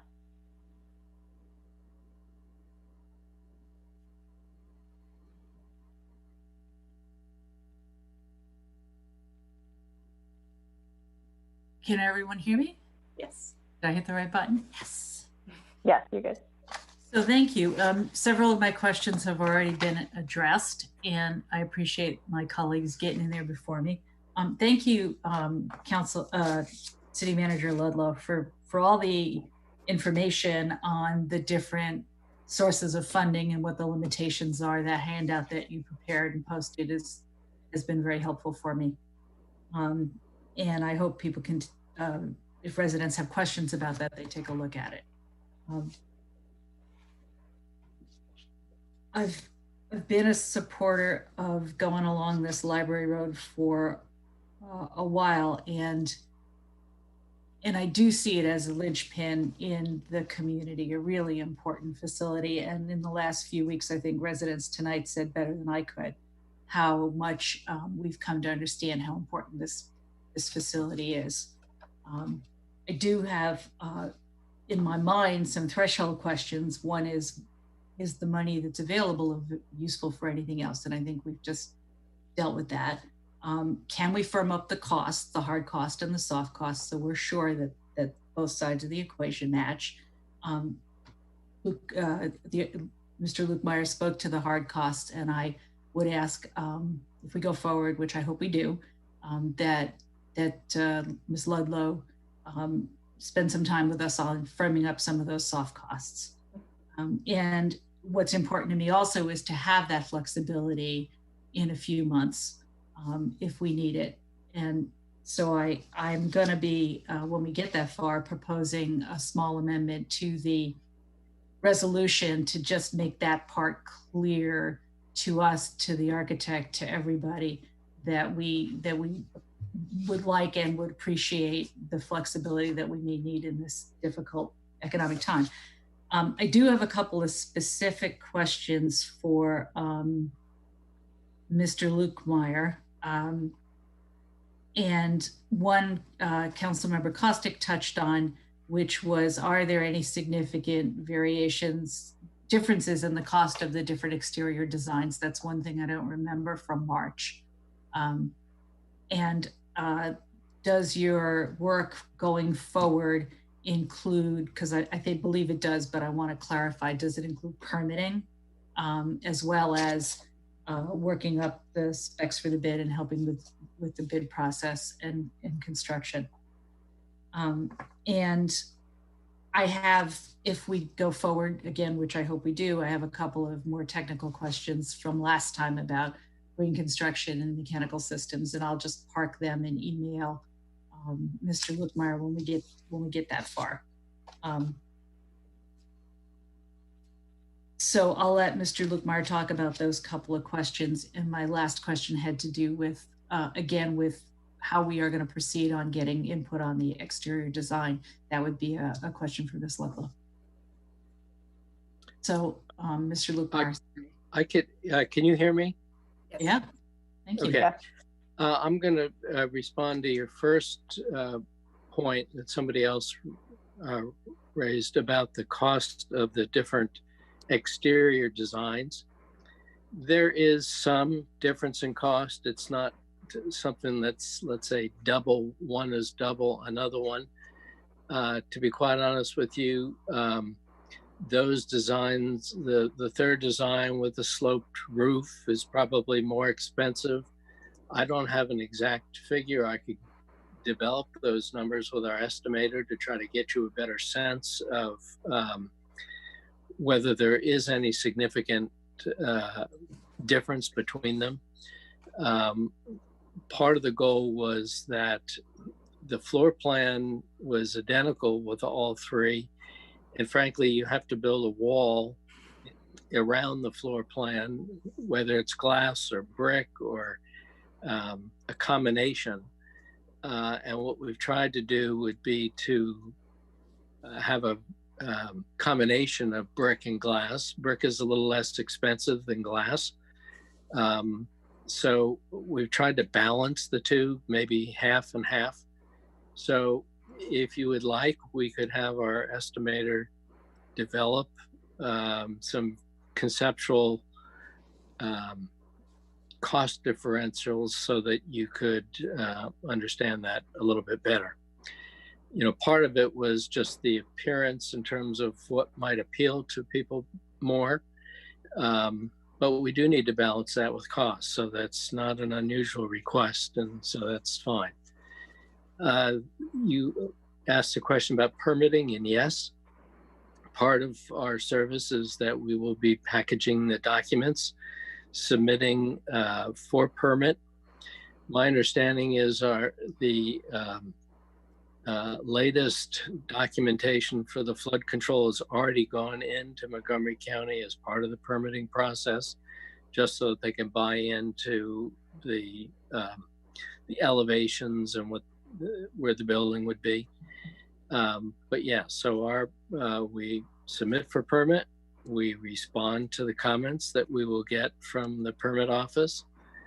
We revise documents in case they have questions, either about life safety or materials or energy, anything that the permit people might ask. So yes, we hope to take a lot of the headaches away from the city and for us to take the documents and really be a resource for the city. Thank you. And Ms. Ludlow. I'm just checking to see, did you want me to respond to something? No, if not, that's fine. That's fine.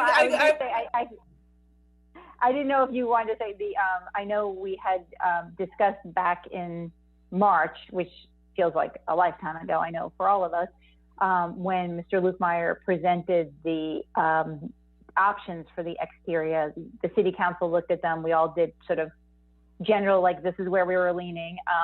And I know the library staff has already started, you know, depending on our vote tonight, but is ready to move forward with getting inputs on the exterior. So I know I'll count myself in that number of folks that hope we have a vote that moves us forward tonight and wanted to get that work done quickly. So just wanted to add that point. Councilmember Sheehan. Thank you. Throughout this process, I have been supportive of the library project, and you know, the majority of the people I hear from, not just across the city, but in Ward 4, have been supportive of the library project. But you know, given the situation, if you will, with the pandemic, you know, I felt that we need to really look deeply at our budget and at our expenses. but as I've heard, you know, testimony tonight and in some of the emails during the week, it sounds like the money that we're looking to commit tonight is not money that we're going to be able to use for anything else. It's targeted for the library, and it doesn't commit us to spending future money. And so I have feel that it's prudent for us to move forward with the project. But I will say that that as we move forward, we may have to consider cost savings downstream, and if that means reducing the size of our dream a little, we may have to do that, and we may have to get those numbers from Mr. Lukemire. But for right now, I think we should move forward. Thank you. Great. Thank you, Mr. Siemens. Councilmember Smith, do you have another question before? Yeah, I have a question. Yeah. For Mr. Lukemire. Other jurisdictions, public-private sector, that are in the same stage as us with multi-million-dollar construction projects, what are they doing? Are they all going forward, or people putting projects on the shelf? Can you give us a sense of what the region is thinking with major construction projects? For the most part, we see them continuing. We're doing 2 projects right now for Montgomery County Schools. They're both going full speed ahead. One was put on hold only because they weren't sure what they wanted to do, but I understand that they're now talking about proceeding within the next 2 months. So we're not seeing a lot of slowdown at this point. People seem to think that,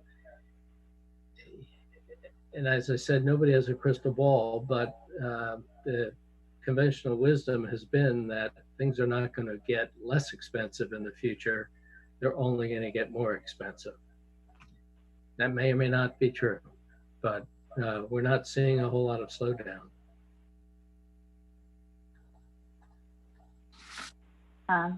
Thank you. Thank you. Councilmember Kova? Thank you.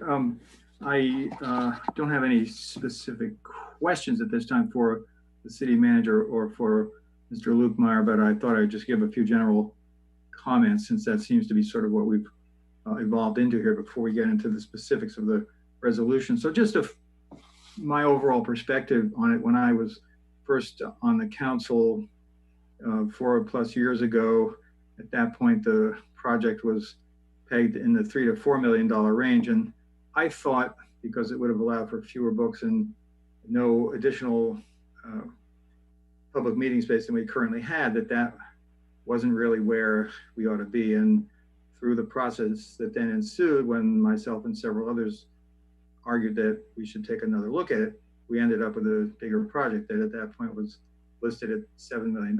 And so I can certainly say that if people disagree with that, they disagree with that. I thought that made sense.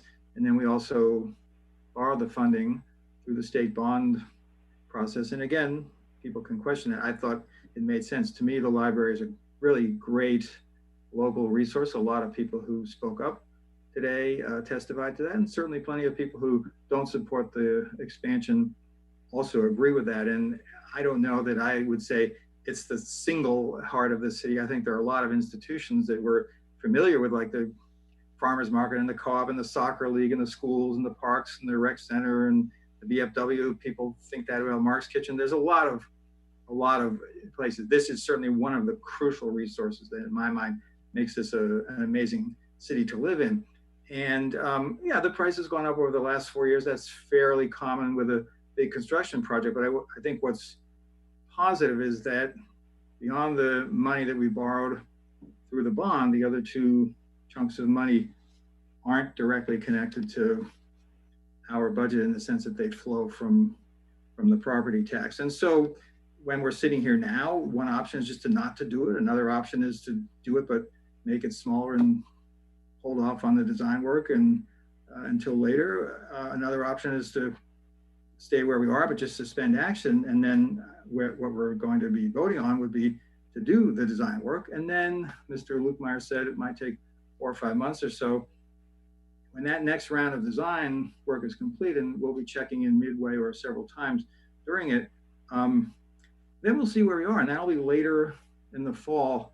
I think at that point, we won't know the precise projections for what will happen with the pandemic. But I think we'll honestly have a better idea than we will now, whether we're looking at something that is going to be, you know, maybe take another year to even come up with a vaccine or a test or whatever, or whether it's something that could be quicker. And then we can decide. This is not locking us into anything beyond that. And so I just do, and I haven't even mentioned defaulting on the loan, which is another option, because I don't think we should do that. I don't think anybody thinks we should do that. But in all those options I just mentioned, what we pay each year is exactly the same, $390,000. And so if we don't approve this tonight, next fiscal year, we'll pay $390,000. If we do approve this, next year we'll pay $390,000. We paid $390,000 this year. If somehow we burst ahead next year and spend $2 million in construction funds, we'll still just pay $390,000. So this $500,000 is not over and above the $390,000, which is the annual principal and debt service. It comes from the money that we borrowed. We'll be paying that amount more or less. It adjusts slightly each year over the coming years. So, and whether we do any of those things that I just talked about, including the construction, doesn't raise or lower the property tax. So we're legally responsible for paying off the bond, assuming we don't want to default and ruin our finances. The city manager mentioned we could pay it off potentially in 5 years or refinance it. That's not something I favor, because I do think that this project is good. But in terms of the money potentially being used for something else, we've talked about a number of times in the past, and I've written about this, as have some of my colleagues. I think that it could be, the funds could be used for something else in the community center, but I don't really see that. There's no other capital project anywhere else in the city. And I would add that we have this from our bond contacts in the state, and I believe there was some correspondence, some email correspondence that circulated in Ward anyway from the same state people.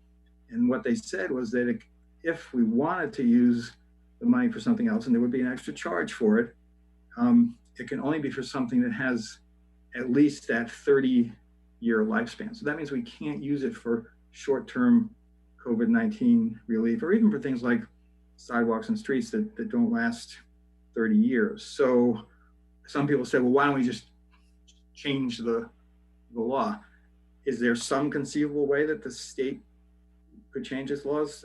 I don't know. That would be a massive ramifications with the bond market and the economy. It would take a really long time. I don't think that would ever happen quickly. I personally wouldn't support it. I think having Mr. Lukemire come back to us with these different design options, I'd like to see what the different prices would be. If we didn't, I don't really like that swooping roof. Maybe other people did. Let's see what it would cost to not have the lounge, to not make the rec department changes, so-called, and let's get to where we are at the end of the year, and then see what happens. But based on what the city manager just said, even after we spend this, we still have $6 million in the bond awaiting our use, and we can see where we are in the fall and decide what to do. So my preference is not to think about using any of that money for COVID-19 relief, but to, as we do our budget, and I appreciate all the comments people made about the budget, to look at ways of tapping into our reserves and other areas that we decide we don't want to go forward with, and make those decisions. And that's money that we have total control over.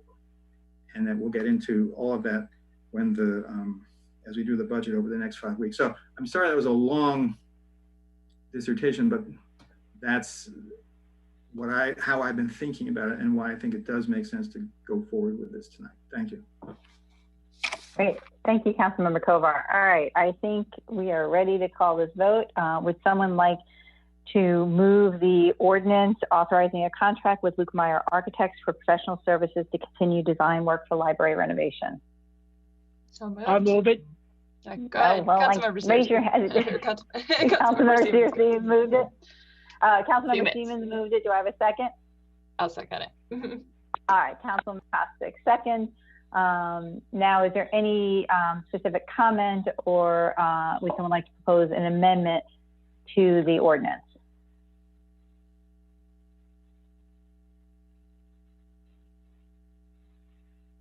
Councilman DeBala? I was working on using my hand electronically there.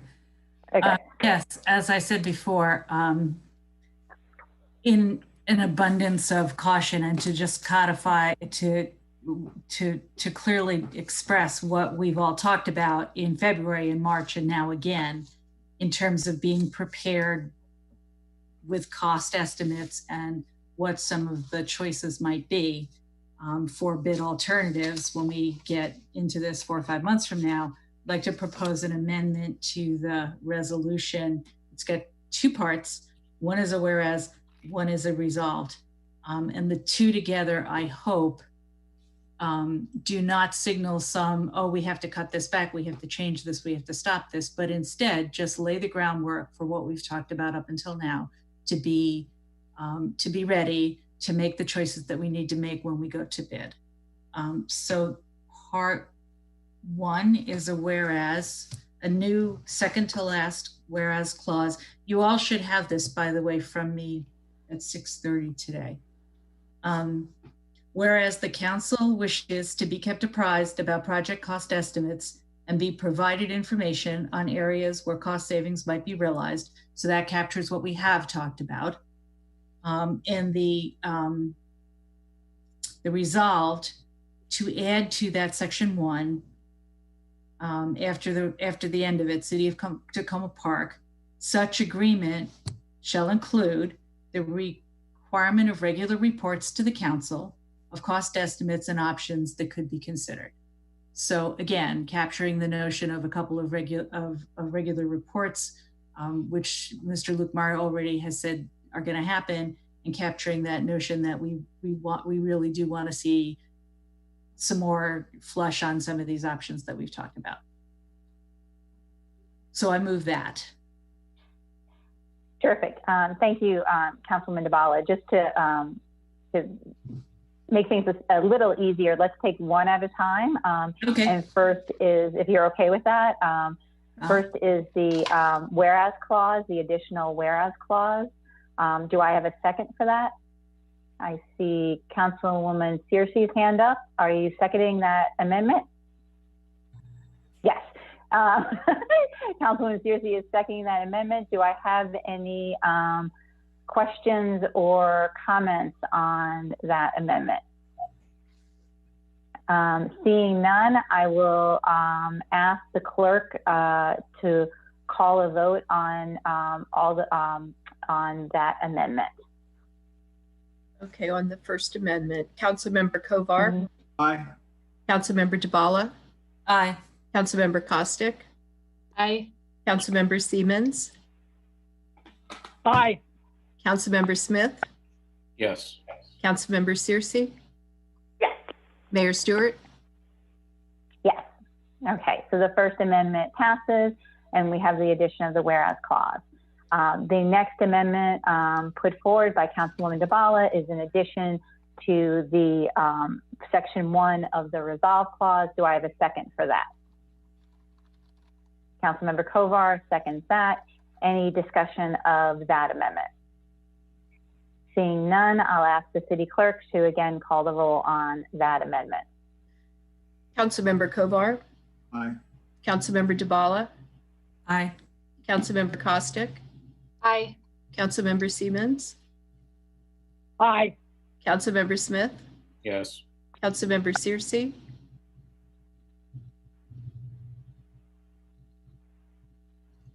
Do we get Councilmember Searcy? Councilmember Searcy. I don't think you called me. Oh, I didn't hear Councilmember Searcy. Oh, she said yes, yes. Okay, sorry. Mayor Stewart. I heard it. Yes. Okay, all in favor. All right.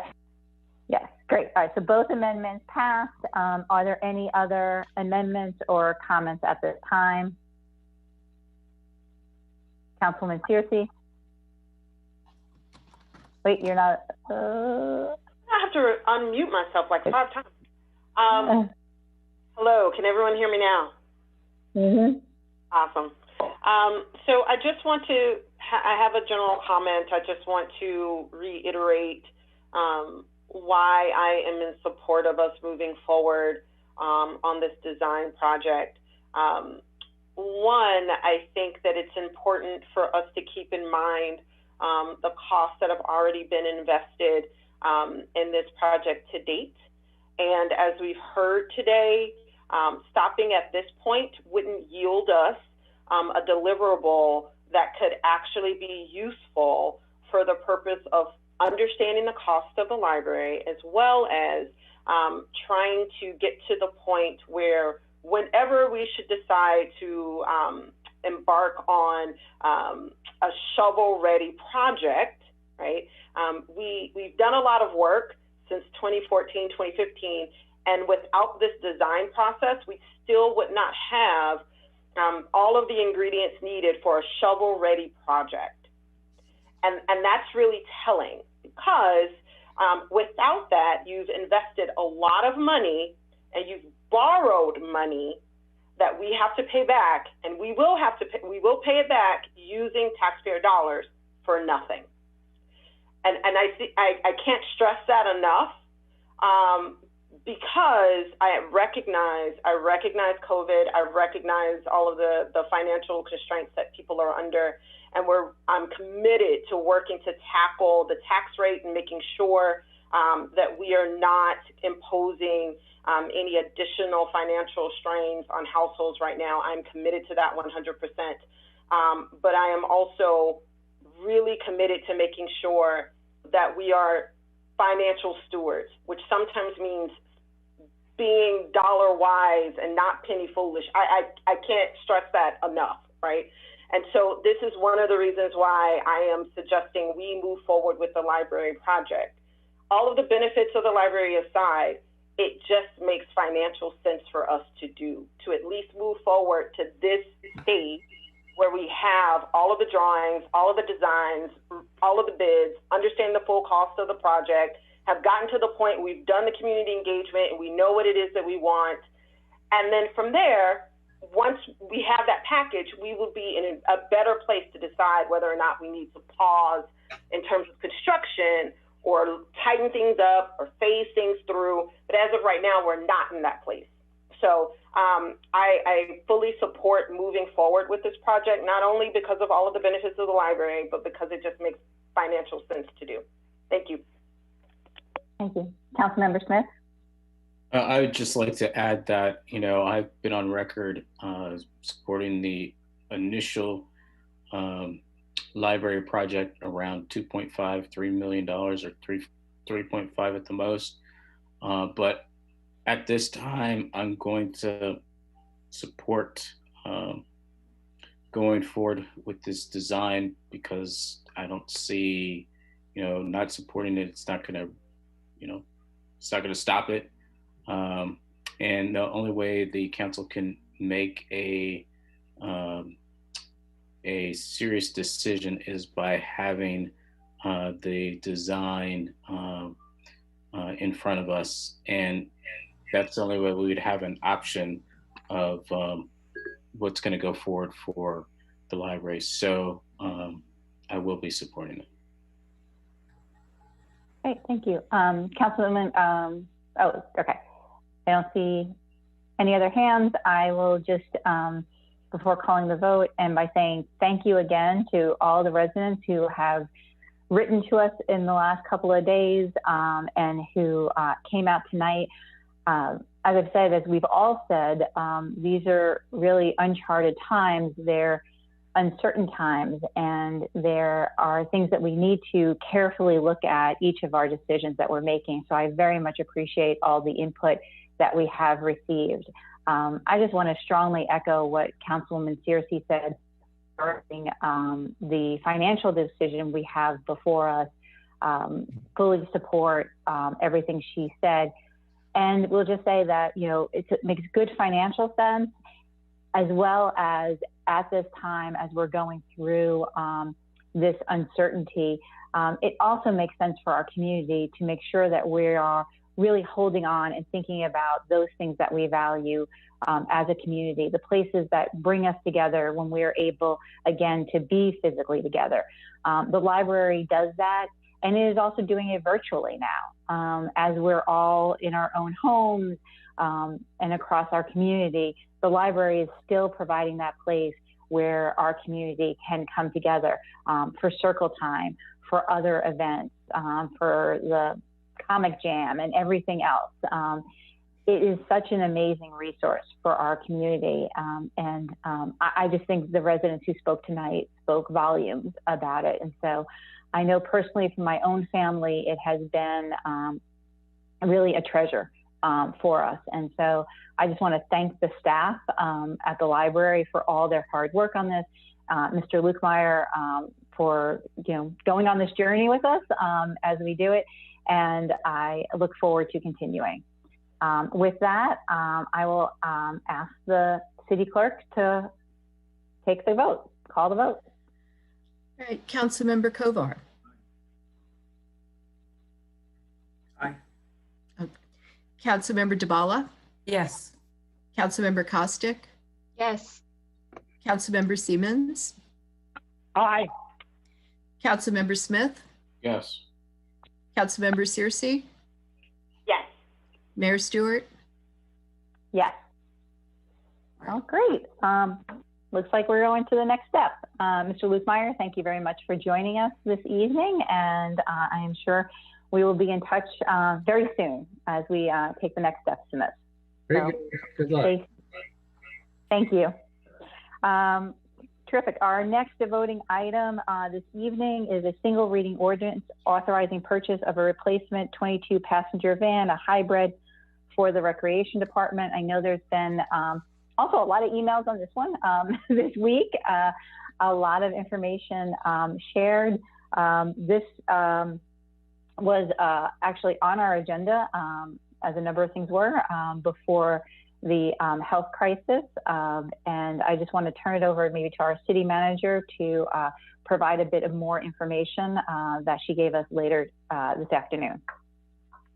And of course, I don't have it right in front of me, but I think I remember it. So the rec van is a van, a vehicle that is on our equipment replacement reserve.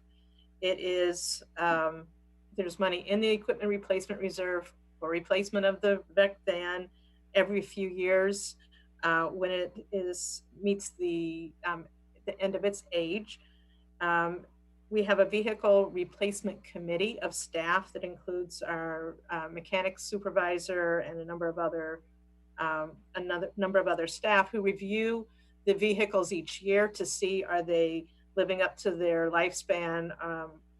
Are the criteria that we use for when we replace vehicles still applicable as technology changes, especially as we move towards more hybrid and electric vehicles?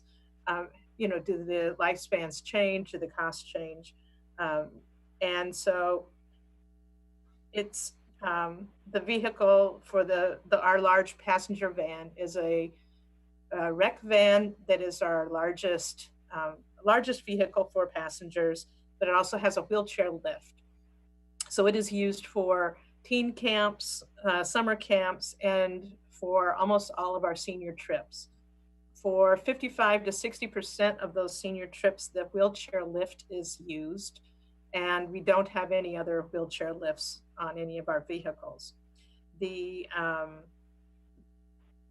Although the actual kind of motor of the van continues to function, the interior and the wheelchair lift have had heavy use, and that is part of the reason that the Vehicle Replacement Review Committee wished to have it said that the time for replacement is now. It was scheduled actually last year, and they extended it to this year. It is a gas van. The proposal is to replace it with a hybrid van. That does increase the estimated cost for that. And the hybrid model would be at a cost of about $92,000. If we weren't in a pandemic, it was estimated that it takes 60 to 90 days to get the van once it's ordered. I know there was discussion about potentially going to an electric van. which would cost another $100,000 and is on a 2-year delay. The hope, of course, is that the price would come down and that the delay time would come down over time. What we're looking at now is whether the council wishes to go forward with this replacement van at this time. We will try to do our best, if not, to keep it running and to keep the wheelchair lift working for our seniors and others who are disabled that use the van. Besides senior trips, it is the vehicle that we use to take seniors and others to the polls. And I know in June, it'll be a mail-in poll, but we don't know what November would be. And so I think this is before you to determine if you'd like to move forward with purchasing the passenger van now or not. Again, the funds for this come from the equipment replacement reserve, so this does not save money for other uses. It's simply, we recalculate the equipment replacement reserve with a delay on the purchase of the van, and it would come back before you at some point if you decide not to move forward right now. I think I answered the questions that got raised. Mm-hmm. Thank you. Let's see, we have a couple of hands. Councilmember Smith. Thank you. My question has to do with, you said that there are problems with the interior. Are you saying it's dangerous? No, it's just worn. It's worn. Okay. So the problem is, I think the more technical problem is just being concerned about the functionality of the wheelchair lift. And have you thought about any ways we could use the van if we go forward and purchase the new one? How we can use it if we still have social distancing in place? I've not thought about that part of it. When we replace a van or another vehicle, we sell the vehicles generally. We usually get pretty good prices for them. What happens to that money? I'm sorry? What happens to that money? That goes back into the general fund. Okay. Yeah. The cost, sometimes we actually continue to use a vehicle for a while for some kinds of transport. But it's usually just a temporary thing until another vehicle gets delivered that might be on back order. You know, if things are still really bad regarding COVID-19, it would be great if we could take any money that we receive from selling the old van and allocate it or dedicate it towards seniors and COVID-19 relief. Mm-hmm. I think, we're looking for those funds from a number of different sources, and that's reasonable. Okay, thank you. Councilmember Kovar. Yes, I had one question. In the material the background material for this agenda item, there was reference to, this is the 22-person passenger van. And then there was also reference separately to the small activity bus potentially being needed to be replaced in fiscal year 22. It looked to me like we're talking about two separate vehicles there, but I want to make sure I was interpreting that correctly. So yeah, people have been using the term van and bus differently. The one we're talking about now is more often referred to as the bus, although it's still kind of small compared to other buses. And so that's the one we're talking about. The much smaller van is scheduled for replacement next year. Okay, so that's two separate. That's two separate. That's the two rec vehicles. I wanted to make sure I was reading that correctly and it wasn't describing the same vehicle two different ways. So thank you. No, it's the other vehicles. Thank you for that clarification. Great. Any other questions? So I had a follow-up to Councilmember Smith's question, because I'm trying to, as we're doing all these things, understand what our dollars we have to spend and are able to put it into some of the COVID-19 relief efforts versus things that we have committed in funds that need to be spent for other purposes. And so if we were to move forward this evening and authorize this purchase, because the van needs to be replaced, particularly as was mentioned, because the wheelchair lift has had heavy use and we use it a lot, and we want to move towards a hybrid. We would sell the van that we now have, and that money would be able to go into the general fund, wouldn't go into the equipment. That's, you know, I want to double check on that because I just don't have the actual answer. We have a policy for it, and I have to find out exactly for these cases. And so I'm sorry, I don't have that information before me at the moment. Okay, I hadn't thought about it until I think Councilmember Smith raised an excellent point. I hadn't thought about, like, as we're looking at moving around funds and freeing up monies in different ways, I hadn't thought about that before. So. I will say that our mechanic who sells the vehicles has been very successful at getting very good returns for them, going through our processes, and so we've actually recouped money at a greater amount than we had in the past when we've had a vehicle that was no longer functional for our needs. Mm-hmm.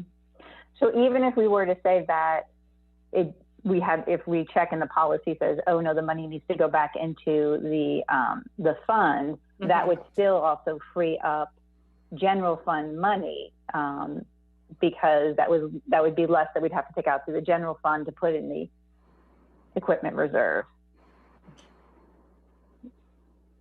I'm just thinking. Yeah, I'm sorry, Mayor. I just got a confirmation that in the past the vehicle sales go into the general fund, not the ERR.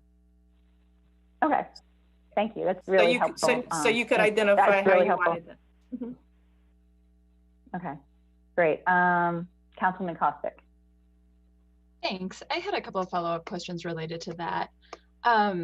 So if the van is not purchased now, mm-hmm. and we move into the coming fiscal year, what happens with the funds that were allocated to that? I think that's similar to what the mayor was asking as well. Would those remain in essence in the ERR, and we would be potentially in a position to use those to make the purchase then?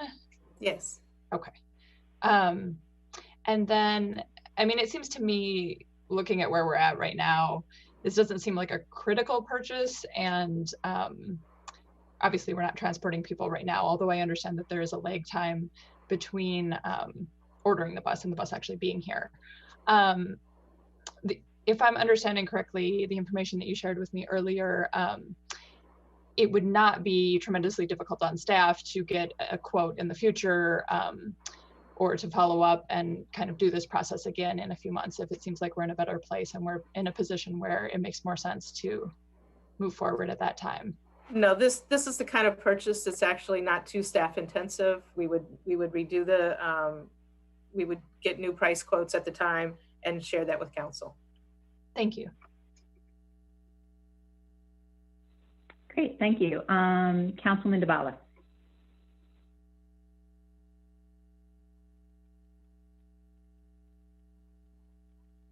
Yes, I was thinking along the lines of what Councilmember Kostick was saying. If we wait 4 to 6 months, return to this discussion when we have a much more clear idea of the bigger financial picture, then the money stays in the equipment reserve fund and it either just rolls over to next year, or it frees up other funds in the equipment reserve, and we can use it for other equipment related items. Is that right? It would stay. The funds would stay in the equipment replacement mm-hmm. reserve. I will note that the equipment replacement reserve will be a topic of conversation on Monday night mm-hmm. with the capital program, and we are to contribute every year to the cost mm-hmm. Of the equipment replacement reserve. And I will say that I skimped on that a little bit this year because of the tight economic times. So if we use the full amount that we really should, it would probably be another $200,000 contribution to the equipment replacement reserve. It doesn't make a lot of difference on the total amount of the equipment replacement reserve about purchasing this now or purchasing this in 6 months. There's a little bit of financial change, but it gets allocated across the lifespan of a vehicle. So it's not a lot at any one time. Okay. The other thing that came up in the public comments and has come up in discussions is a regular van versus a hybrid van versus an electric vehicle. Right. And I think it's fair to say that we don't have any idea at this point if we went to bid 4 months from now for a hybrid, whether it would be higher or lower, whether it would be still the same amount of waiting, or whether it would be shorter or longer. And I sure wouldn't want to guess on the price of an electric vehicle. So while to me, it may make some sense to delay the purchase because it's not critical, I wouldn't want to mislead anybody into thinking that that means we're going to be able to afford or get an all-electric vehicle next year. I'm not sure that I see the market changing that fast. So, and just a note about that, anytime we're looking at a major technological change for an item in the equipment replacement reserve, every year we go through and we look to each item and see, are what we're looking at replacing it with still, have we got the right estimated cost for that? If we were to go to an electric vehicle at the pricing that we saw at this moment, which would be another $100,000, obviously we would have to be contributing a larger amount to the equipment replacement reserve to start building up for that higher priced vehicle. Right. That's it. Thank you. Great. Thank you. Councilmember Kovar. Yeah, I just had one other, more of a comment than a question. I think it's preferable to not go forward with this now, and I'm not planning to support it, but the Equipment Reserve Fund was created by us, and I would assume that the city manager would say this is a bad idea, and my colleagues might as well. But as we proceed, there's nothing to prevent us in this year's budget from saying, you know what, we're gonna, because it's an emergency connected to COVID-19, take some of the money that we would have allocated to that, set it aside and potentially use it this year because we need to assist residents and small businesses that are struggling financially because of it. Now, I'm not saying we definitely have to do that, but we don't know where we're going to end up. And so to me, not spending it now, it turns out that we just use it to purchase another vehicle or something else down the road, that's fine. But since it's not something that we really need to get now or in the next couple of months, I think it makes sense to hold off for that other reason too, just in terms of having the flexibility that we need. So I will agree with you that yes, I would not think it's a good idea to tap into the equipment replacement reserve. We have other funds that are reserve funds, that are emergency funds and contingency funds that are much more appropriate for dealing with COVID-19. And that's part of what we should be discussing during the budget process, because I think that's what they're for. I agree with that. I guess my point is, I think we're in a period where there aren't really many sacred cows as far as I understand what we're doing. Thank you.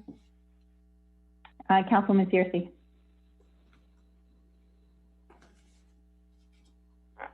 So I guess my questions are a little more, I don't want to say basic, but I'm trying to wrap my head around how we're actually helping ourselves at all by delaying the purchase of the van, not to be dense. So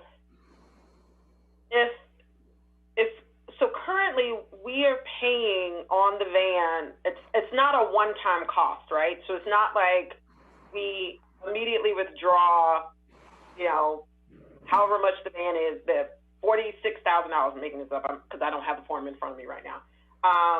We don't withdraw all of that money at once and pay cash for a van, right? Are we in essence kind of financing and paying over time? We actually finance in advance. So we're going to buy a van that lasts 10 years. We pay 1/10 of it each year into the equipment replacement reserve.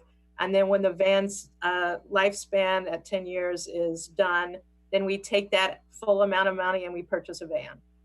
And then that van's another 10-year lifespan, we start paying 1/10 of the amount into the equipment replacement reserve each year.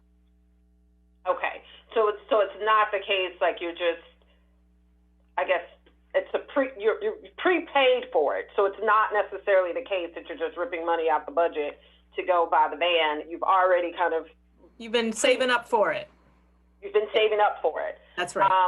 And then those funds that you've saved for the purpose of the van is in the equipment reserve fund. So the only thing that we might save by delaying purchasing the van is the fact that we could perhaps use the money that would have otherwise been used for the van for some sort of other equipment that is a higher priority or somehow related to, I don't know. I'm trying to figure out how. No, that's right. That's right. So what happens is, because we look at the list of the equipment in the equipment replacement reserve each year, we go through and we say, oh, for example, in the future, we want to go to an electric X. And so then we may change the pricing for something and make that adjustment as part of the annual look at the numbers. And so if we've got a savings because we didn't buy something one year and we got an extra year out of it, then there's a little bit more money towards that other higher priced item. Okay. But as was previously discussed, if we were to proceed with purchasing said van, given that we've already prepaid for it, again, I'm making this real simplistic because I'm trying to wrap my head around it.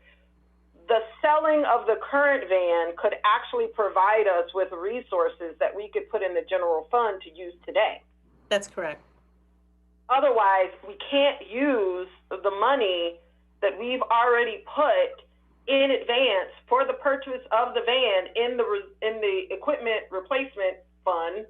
Again, I'm trying to wrap my head around it. You got it right. You have it right. You have it right. We can't touch that money for another purpose, because then we create the precedent of tapping into funds that have been earmarked for a specific purpose to use them in a willy-nilly way, and we don't want to set that precedent. So if we really wanted to try to free up some funds that could go in the general fund that we want to use as soon as the van is sold, we need to buy the van. That's how that would work, yes. Yes. Okay. I'm just trying to make sure I wrap my head around what we're talking about, because I think that there is some thought that, somehow not replacing the equipment, while I understand that not replacing the equipment in and of itself, because it's not currently being used, it's not a priority just yet. My only concern is, the fact that there is a lot of ambiguity in terms of when COVID, when the stay-at-home orders are going to end. And when it comes to recreation services, I could imagine that the minute this thing ends, if schools are not back in session, our rec staff are going to have to run because people are going to have to go back to work. So if we have to kind of think of how the van is currently being, like where the money is coming from, whether or not it's actually going to save us any money, and then how this particular van or its use, and maybe that's another question as well. Like if they were to drop those stay-at-home orders come June 1, that's what I've been mentally telling myself, right? Come June 1, everyone can go back, move about the cabin. That means our summer programs and things are probably going to have to immediately ramp back up because people are going to start having childcare issues. Right. And so do we use that van for those purposes? We use the van for summer camp. Absolutely. Okay. So it would mean if this thing ends, right, or if the stay-at-home orders end this summer, and it means the kids that are using or or participating in any summer camps or things that are put in place over the, to try to fill that gap for folks would need to be continue to use the van that we know doesn't have the best wheelchair lift.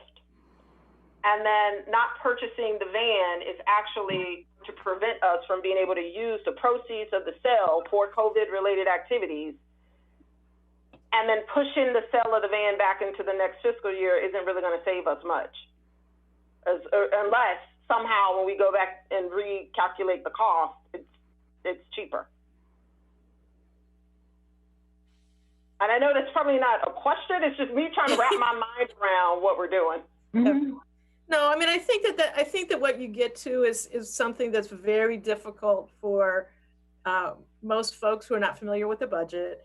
And that is that we have these separate funds and not all of them are able to be used for everything. And so when someone sees, oh, you're buying something or you're contracting for something, then that's money that we could be using for something else. It's not always the case, and you have to look at the right fund for it. This is the equipment replacement reserve. The real question, I think, comes to where I think the discussion about the rec van started, which was, did we want to go to an electric vehicle? And then it was very expensive, and it's a 2-year delay. And so then people started talking about it. So if the idea is that you want to proceed with the hybrid option, whether it's now or it's in 6 months or it's in a year, that's something that could be moved along. And as it has been discussed, once we do get the new vehicle in, then we sell the old one and it can go into the general fund for whatever purpose you wish to see. Okay. All right. Thank you so much. That was helpful. Great. Thank you. Councilmember Siemens. All right. Hello. First of all, I appreciate Councilmember Searcy's discussion. But my recollection is that we would not be setting a precedent because it was already been set that money from reserve funds has been shifted for other purposes. Not frequently, but it's not something we would be setting a new precedent with. It would be a new precedent for obviously this current council, but in the past it has been done. And as Councilmember Kovar pointed out, that it's not a desirable thing to do. Especially, I know that when I first got on the council, there was a lot of cutting back on putting money into the reserves for like the road maintenance that turned out to be a bad idea. It was just pushing the problem down to a future council. But I think given the situation that we're in today, where there is so much unknown about the impacts coming at us from the kind of collateral damage from the pandemic, that postponing the purchase of the vehicle does give us a little bit more money that we may choose to repurpose if things get really bad within the next year. And at the same time, the risk is that we have to use the vehicle we've been using for a couple of months at the most, probably, before you get a new vehicle. I mean, it doesn't seem like there'd be a big, long delay.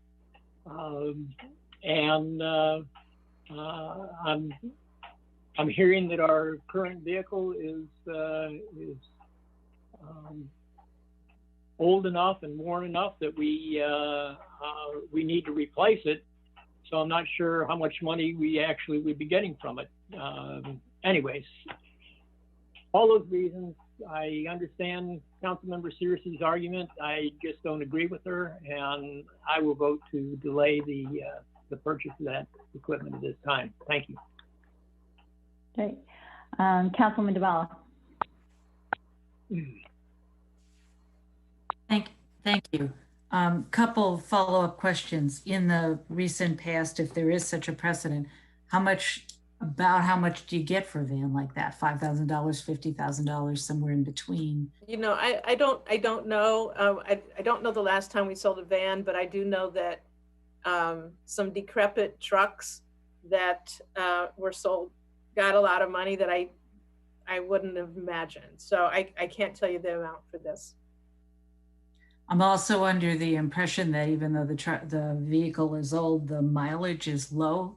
Is there a thought of perhaps, has there been a thought of fixing the lift alone? Or is that a big part of the cost of the van? So I'm not sure. I think our mechanics are absolutely amazing. And so they will continue to hold things together for a long time as best they can. You know, they repair snow plows during big snowstorms. So they will do what it takes as best they can to keep this going. I think, you know, I could argue either side about delaying. What I am trying to say, and part of the reason that this was before you in the first place, is that I do give a lot of deference to my vehicle replacement committee because they're very careful about this. And they do look at not only how are what is the deterioration of the vehicle, but also what are the increased maintenance costs of the vehicle. And so they look at all of that. I appreciate that they're systematic and very frugal in how they look at things. So. Okay, thank you. Councilman Kostick. Thank you. I really appreciate the discussion we've had about the general fund aspect of this, which was not something I had previously considered.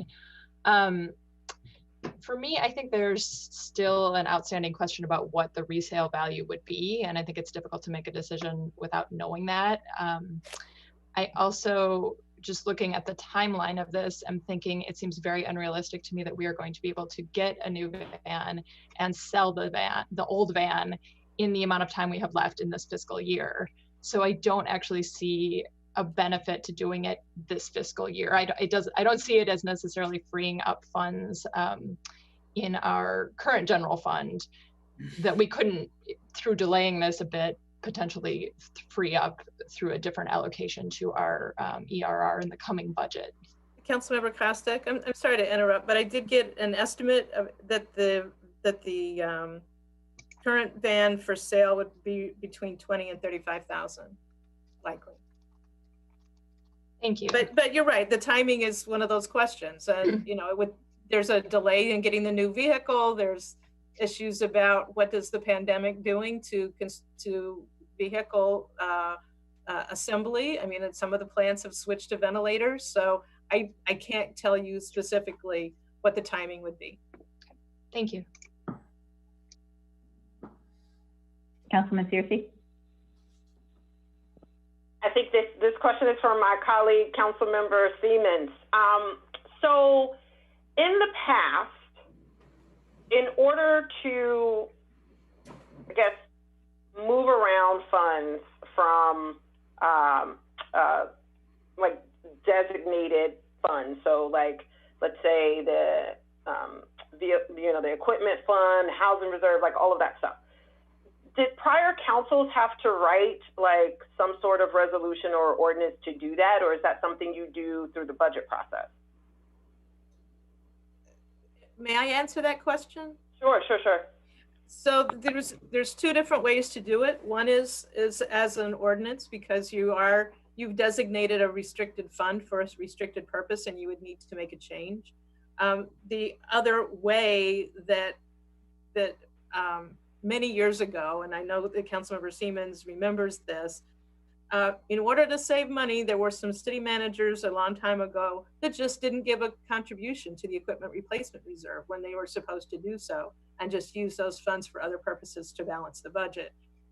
I simply think that's incorrect. That got us into trouble, as Councilmember Siemens said, and we ended up having to do quite large tax increases to start paying for roads. So there are these two different processes. One is an affirmative action, which takes an ordinance. The other is just not putting money into the equipment replacement reserve as a contribution and using it for something else. Thank you. Great. Well, I think this has been a really helpful conversation. And I do want to say that I am very glad we have the Vehicle Replacement Committee. I know that, if I'm not mistaken, that was started by our former deputy city manager a couple of years ago. And I do want to just underscore the fact that it's not, we don't just replace things because it's time to replace. We do, they're carefully looking at all those things. So I kind of feel like this is a harder decision than it may seem. Like you think you're replacing the hybrid van, but I do put a lot of weight in the fact that the committee delayed it 1 year, did look at it this year, recommend replacing it. The fact that it is particularly to be replaced because of the wheelchair ramp, and that we need that to help our seniors get to places, particularly for elections. So I guess my sense is that my colleagues are favoring delaying this decision a little bit, but I do think it is, given the situation we're in, I think it's a hard decision. I may lean more towards actually moving forward at this point, so that we ensure we actually do have a vehicle that in the next few months that is available once, as Councilman Searcy said, things start, getting back into a little bit, needing the rec programs, our seniors needing the van again. And selling the current van so that we could use those funds for other things. But I think I may be in the minority this evening on that one. But seeing no other hands, let's see, we haven't moved this one, I don't think. I don't think I ever did that, sorry. No. So would someone like to move the single reading ordinance authorizing purchase of a replacement 22 passenger van, a hybrid for the Recreation Department? Somebody's got to move it. Councilman Searcy moved. Do I have a second? Is somebody second? Second. All right, Councilmember Smith second. Will the clerk please call the vote? Councilmember Kovar? No. Councilmember Dabala? No. No. Councilmember Costick? No. Councilmember Siemens? No. Councilmember Smith? Yes. Councilmember Searcy? Yes. Mayor Stewart? Yes. So the noes have it, 4-3, and we will be delaying and putting off the purchase of the replacement van. All right, thank you all very much for that. Thank you to the city manager, and I know our head of public works was in the ether there providing information, so I want to thank her as well. Next, our final item, voting item tonight is a resolution regarding suspension of the quasi-judicial actions by boards and commissions. We are joined by our city attorney, and I'd like to turn it over to him to provide the background on this resolution. Mayor and council. Can you hear me okay? Yes. Mm-hmm. This is a relatively straightforward resolution that is designed to put the city in a position where it is ensuring the rights of all involved in these process by delaying these types of proceedings, because they are very similar to court proceedings in some respects. And you may all be aware that the courts have basically shut down. The resolution says May 1st. It is out now, actually June 5th, late last night. the court extended that shutdown through the beginning of June. But in any event, the, I guess, broad view of this is we would stay those proceedings before city boards, commissions, and committees until such a time as the general state of emergency in Maryland is lifted, and then we would begin rescheduling them and proceeding as is. From a legal perspective, it is by far the safest way to proceed, and it is entirely consistent with the approach the courts are taking. Practically speaking, this resolution builds in exceptions on two levels, I guess I would say, for any type of public health, safety, or welfare issue. If, for example, a tree is about to fall over on a house, certainly if it's imminent, the city manager could act. If there's a little bit of time, we could attempt to cobble together an emergency quasi-judicial proceeding if need be. So we've tried to build flexibility into the process, and in so doing, making sure that the process is protected as well and is as legally defensible as possible.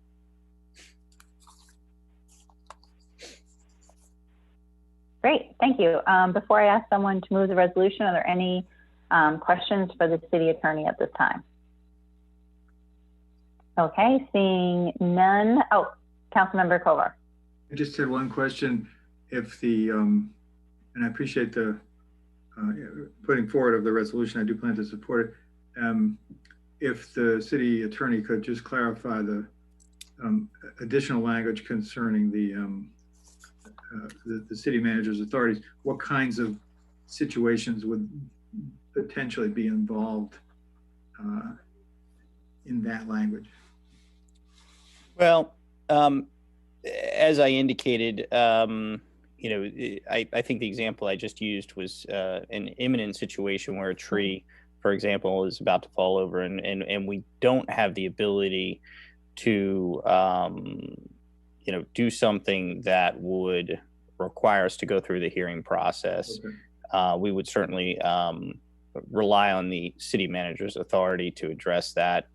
That's an example. There could be other examples which, you know, we could go through the hypotheticals all night. And so there's, it sounds like what you're saying is there's different levels of imminent. If it's imminent, like in the next hour, the city manager could act. If it's imminent, maybe in a couple of weeks, we might be able to cobble together something with one of the three, I guess, quasi-judicial bodies. Is that sort of what you're? We could, and now we would have to evaluate at the time in terms of, you know, where we are with the overall pandemic, because we certainly don't want to, you know, put any of our volunteer members at risk. We certainly don't want to put any of the people who might have to come in for the hearing at risk. And we also don't want to risk the process as a whole by, you know, doing it in a hasty manner in a remote means, which we've never done before, and end up going through the court process 6 months from now, a year from now, 2 years from now, and getting it sent back because we messed up the process. But I assume an action by the city manager could also be challenged in court, or is that not the case? I think it could be. I think that what we're seeing, though, is a recognition that these are unusual times. We're living in an emergent circumstance, and that, you know, I don't want to say all the that there are exceptions, and so under that, if it's a public health, safety, and welfare issue, I think the city manager acting is very defensible. The other board that I think may come into play is perhaps COLTA, because of a life safety issue with COLTA. Yes, thank you, and I should have mentioned them. Thank you. Great. Excuse me.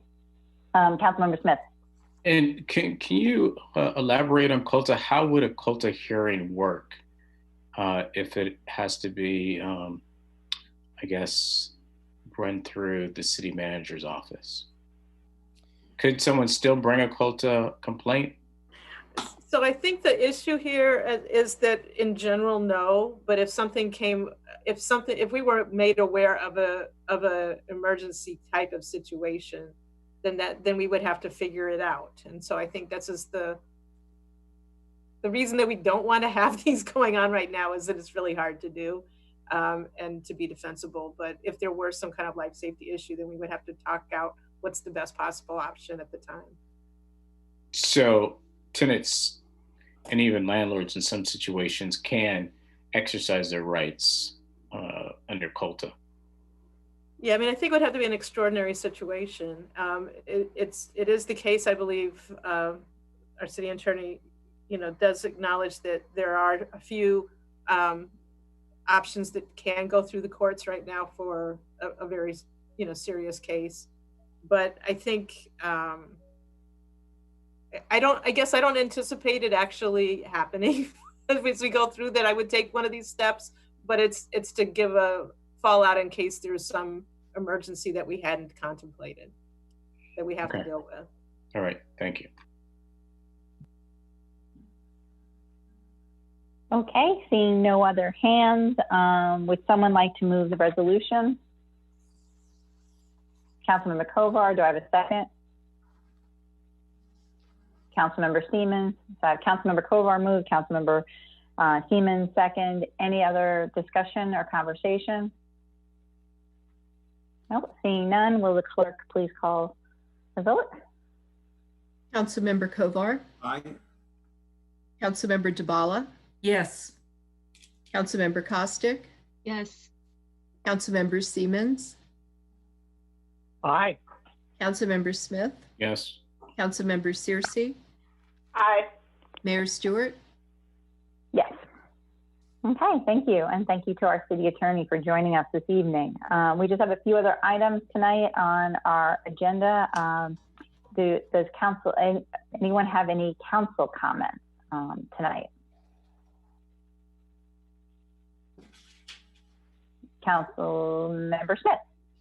I would like to take a few minutes and thank Small Things Matter for their deliveries to the residents at Essex House, primarily for those people that can't leave their apartments for a myriad of reasons, those people that have underlying health issues.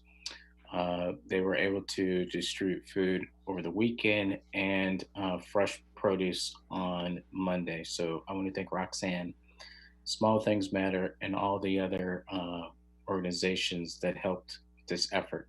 So thank you very much. And I know the residents of Ward 5 appreciate it. Thank you. Councilman Kostick.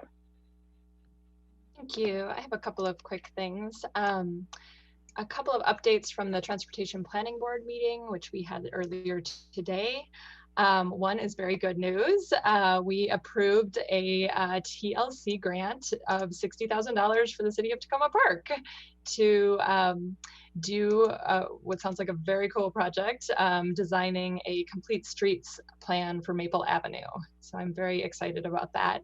It was one of 15 projects that were approved, and I think it sounds fantastic. So I'm really excited about that. A couple of other things that happened at the meeting or information that came from the meeting. Bike to Work Day, which is usually in May, has been canceled for obvious reasons. And some of the activities that typically take place then are going to be shifted to Car Free Day in September, on September 22nd. Another point that was discussed was the funding that has come from the CARES Act, the federal funding that is being provided to local jurisdictions for transit relief due to coronavirus. There's about $25 billion coming to a number of regions throughout the country. Our region, the whole National Capital Region, is slated to get $1 billion to $20 million for the region, which sort of sounds like a lot, but is actually not very much if you consider the huge impact on transit providers in the region. And Ride-On in particular expressed their view that this is not at all adequate for the impact that they're feeling from the loss of ridership during this time. So this is something I think we should continue to keep an eye on and advocate for at the federal level. The TPP is working on a letter that we're going to send to our congressional representatives to encourage them in future relief packages to continue to provide relief for transit organizations. Additionally, here in the city, residents are experiencing some issues with the Washington Gas work along Little Eastern. And I am trying to work on helping resolve that, but there have been a number of issues with that, and hopefully we'll be able to help them get some more information about what's happening, because there has been a lack of communication from Washington Gas about work that is happening there and planned for there, including on their property, as well as extreme noise and a lot of other issues happening there. And then finally, it was really great to hear from all of the members of the public, including the staff members who spoke. I particularly enjoyed hearing about the many things that they're doing, and also the many public residents who spoke and noted their appreciation for it as well. And also, you know, Zoom meetings are awful in many ways, but I think also a great opportunity to see more people potentially than we might see in our actual public meetings in person. So I think there are a lot of advantages as well. Great, thank you so much. And great work. I'm sure, especially Councilmember Siemens, I'm sure is very happy with the Maple Avenue vote, something he's been talking about for a long time. Councilman Searcy.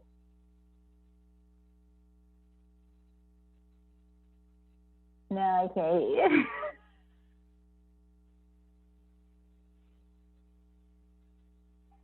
Am I unmuted now? No, now you're not. I have to hit like 5 buttons and then I get a window. It's a lot. So I want to thank everyone again for sticking it out with us tonight, and all of the wonderful comments that we received.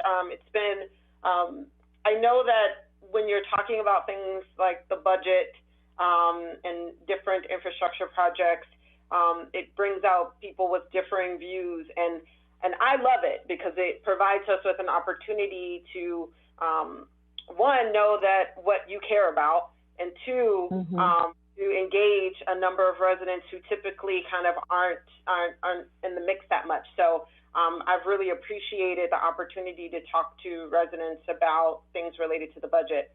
As such, in my last update, I shared information about a Zoom office hours that I will have next Thursday at 7. So I want to encourage folks to call in and chat with me about the budget. Also in the update is a quick little post-check survey about the budget as well. So I've asked folks to please complete that little survey.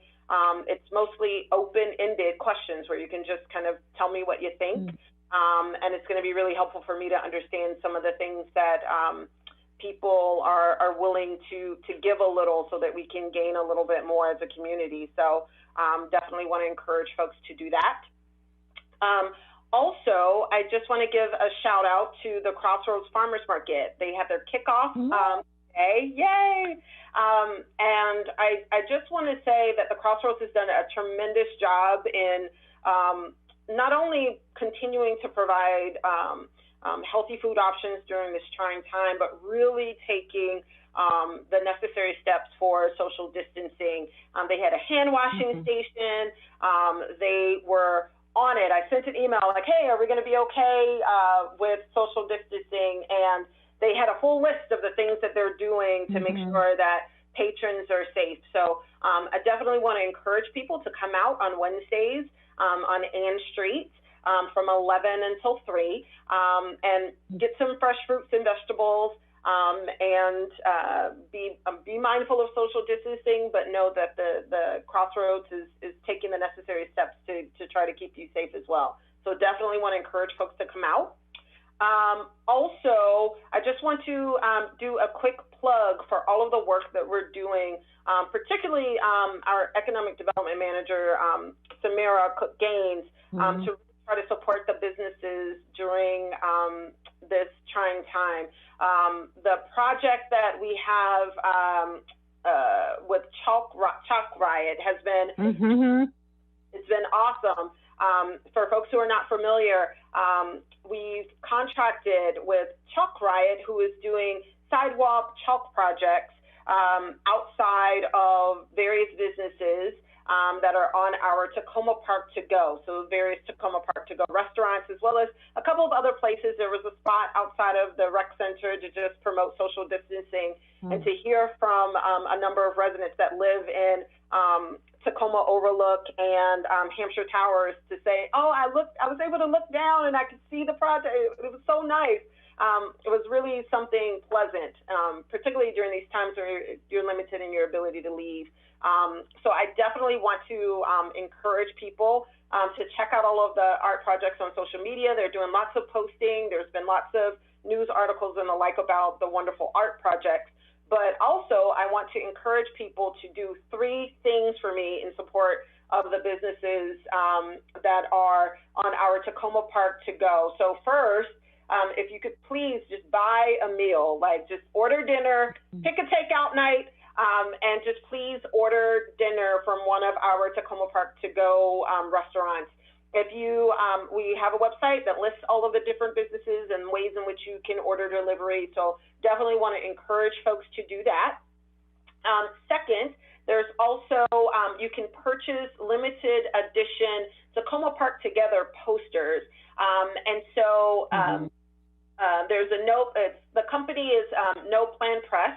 Online, they have these wonderful posters that are available for folks to purchase, and all of the profits of the sales goes towards our small business mini grant program and the Old Tacoma Business Association micro grant program. So that's something else you could do. So buy dinner or purchase a poster, and then the last thing you can do is give. Right? You can donate to the citywide mini grant program, and the link to making that donation is available online.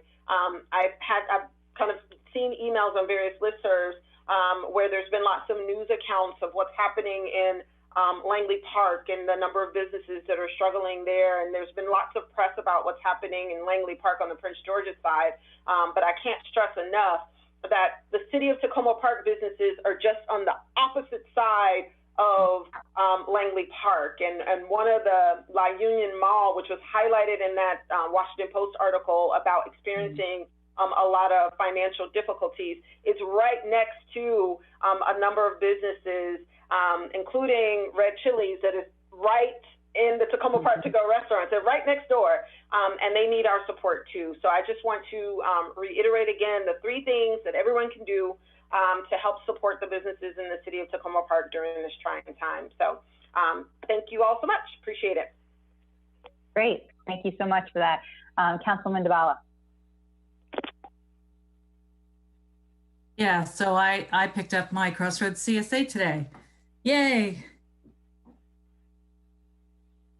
Great, great selection this week. First week of the market, first week of the CSA. Thank you to all the folks who made budget comments and who made library comments, and all the many emails I've received over the last couple of days on this. And Jesse, there's a few people that emailed me that couldn't figure out how to get into your system by 5 o'clock, and you'll probably be getting some emails for distribution tomorrow to the council, and thanks for doing that for us. Two specific announcements. One is tomorrow, speaking of the Council of Governments, the regional planning workshop the regional climate planning workshop that was scheduled for tomorrow is going to happen. It's just going to happen virtually. And the sustainability manager and I will be part of that. And next week is Virtual Earth Day. And the the city is teaming up with the county, with the Council of Governments, with a bunch of other folks throughout the region to bring the 50th anniversary of the First Earth Day live to you next Wednesday. And I hope, Susie, that we'll be able to get some information out on that. I have some stock stuff that I can send to you that we can talk about distributing. That's it. Thank you. Great, thank you. Let's see, I'm not seeing any other hands. Oh, Councilmember Kovar. My electronic hand had been raised earlier. I'm not sure where it went, so thank you. Sorry about that. I'd also like to thank everybody for participating tonight, both as speakers and as submitters of written statements, and also sending them to the clerk. And thanks to Jesse for reading them all. I'm sure that can't be easy. Taking all of that into account and all the comments that I've received over the past few weeks, it's a challenging time to work on the budget. I think we got a lot more to figure out. We do have next week's Monday budget session, and so I think we'll continue gaining a better understanding of where we are and where we can go. So I look forward to that. As part of that, tomorrow night at 7 p.m., I'm doing also doing a virtual community meeting. It's not limited to the budget. People can talk about anything. Those who know me will be aware that we'll have to see how the technology goes, since I haven't hosted one of them yet. But I think it should be good, and I'll be sending out the information tomorrow for folks on how to log in and so on. And then one other thing, and it's just something that maybe the city manager and my colleagues would think about.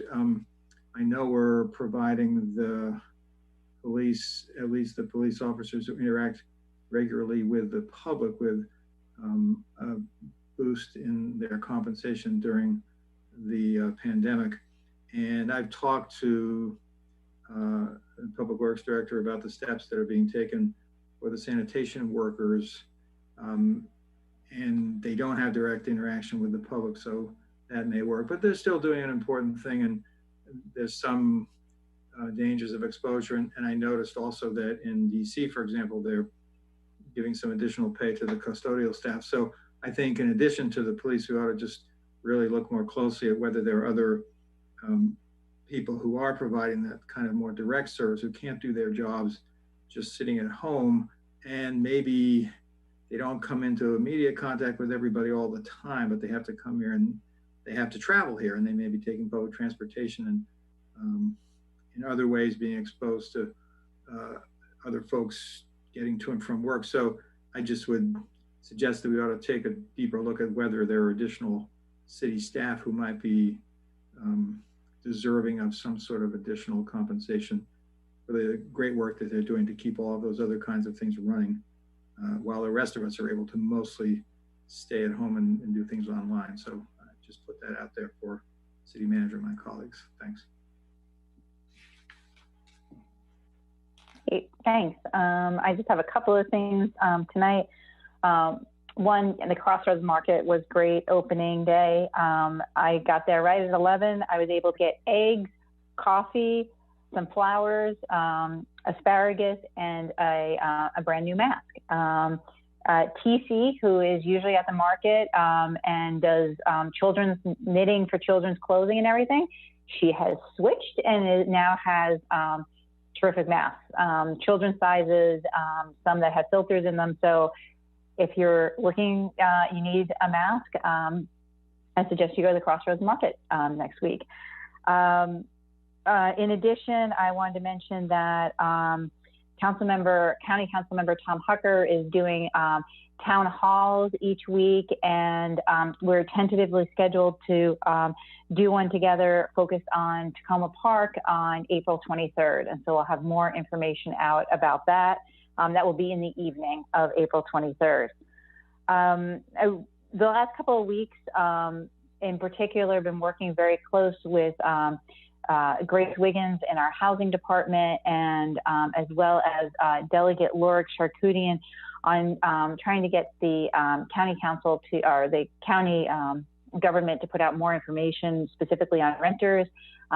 They took some of the work that we were doing with Delegate Charkoudian, and I'm happy to say now there's more specific information geared towards renters on the county COVID-19 website. And I just want to thank everyone for their efforts on that.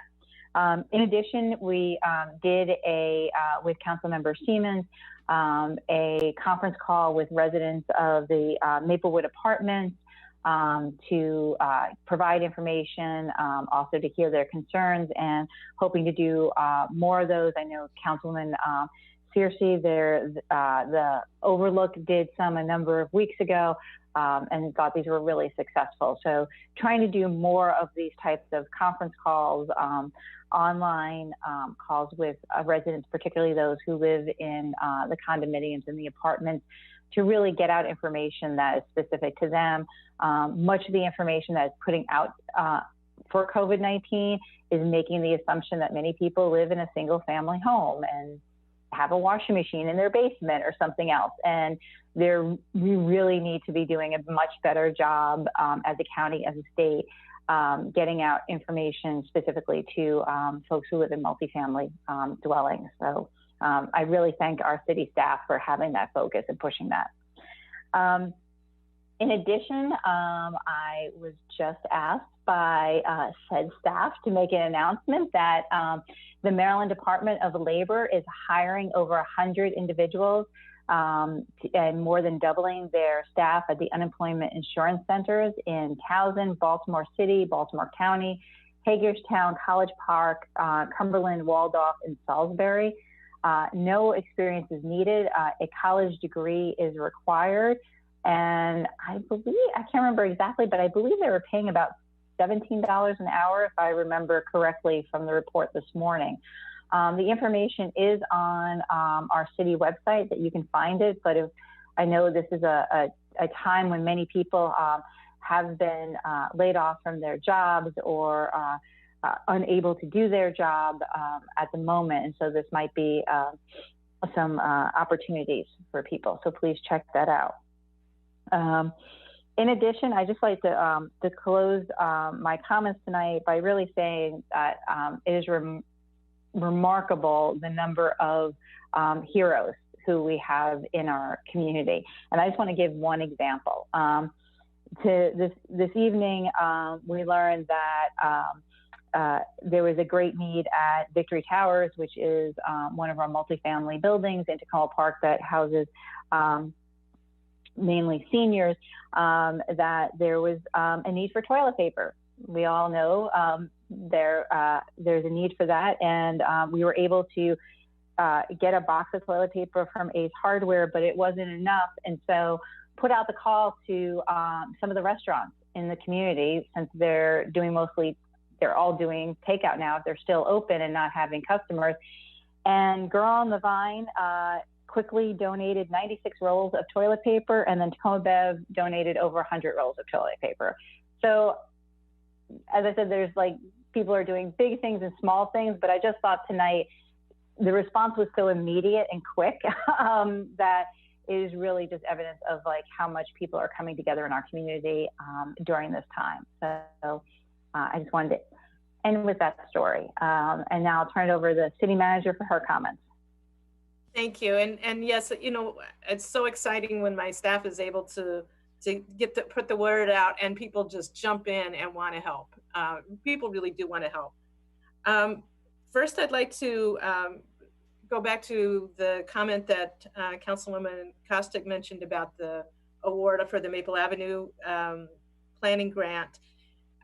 That was applied for by one of our planners, Jamie Ernst. She does great work, and she and other planners and public works staff bring in millions of dollars in grant funds to the city.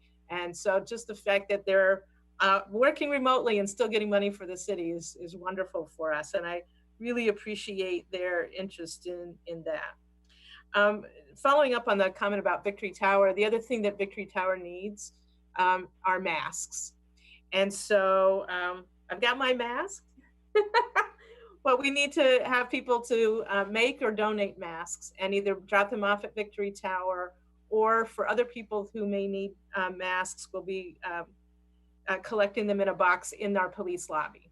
So if you got a home project making masks, we know how they could be well used, and we hope you can donate. The fact that we are staying apart, Crossroads did a great job, apparently, of keeping people social distance. People are staying home while ill, and they're wearing masks, has made a huge difference. We are very fortunate that, you know, the zip codes right around Tacoma Park have a much higher incidence of COVID-19 right now. I think I appreciate that people are trying to really make it safe here in Tacoma Park.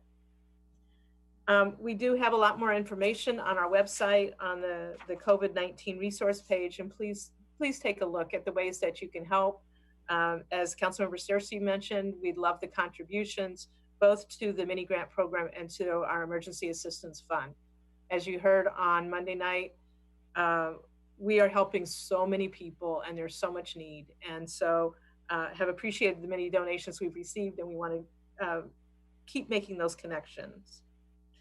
The other thing that happens, we mentioned the quasi-judicial actions ordinance this evening. When I do have to take an emergency action, I've been keeping track of that, reporting it to the council, and it's on the city manager page of the website, a list of those. And so people can see what those actions are and the reasons for them. And finally, I would just want to note it's National Telecommunicators Week, and this is a week that's devoted to our dispatch crews. So the folks in police department who do dispatch work 12-hour shifts in a very small room, 1 or 2 people there, and they are the people that receive the calls for service. And they find out information so that our police officers, as they respond, can do it safely. They're some of our heroes too. And I just want to have a shout out for them. We really appreciate the hard work that they do, the dedication that they provide, and the help that they give to the police department. So happy National Telecommunicators Week. That's all I have. Great. Well, thank you everyone for another really terrific meeting virtually. I appreciate everyone being flexible and their patience, and we will be back again on Monday night. So we are adjourned. Have a good evening.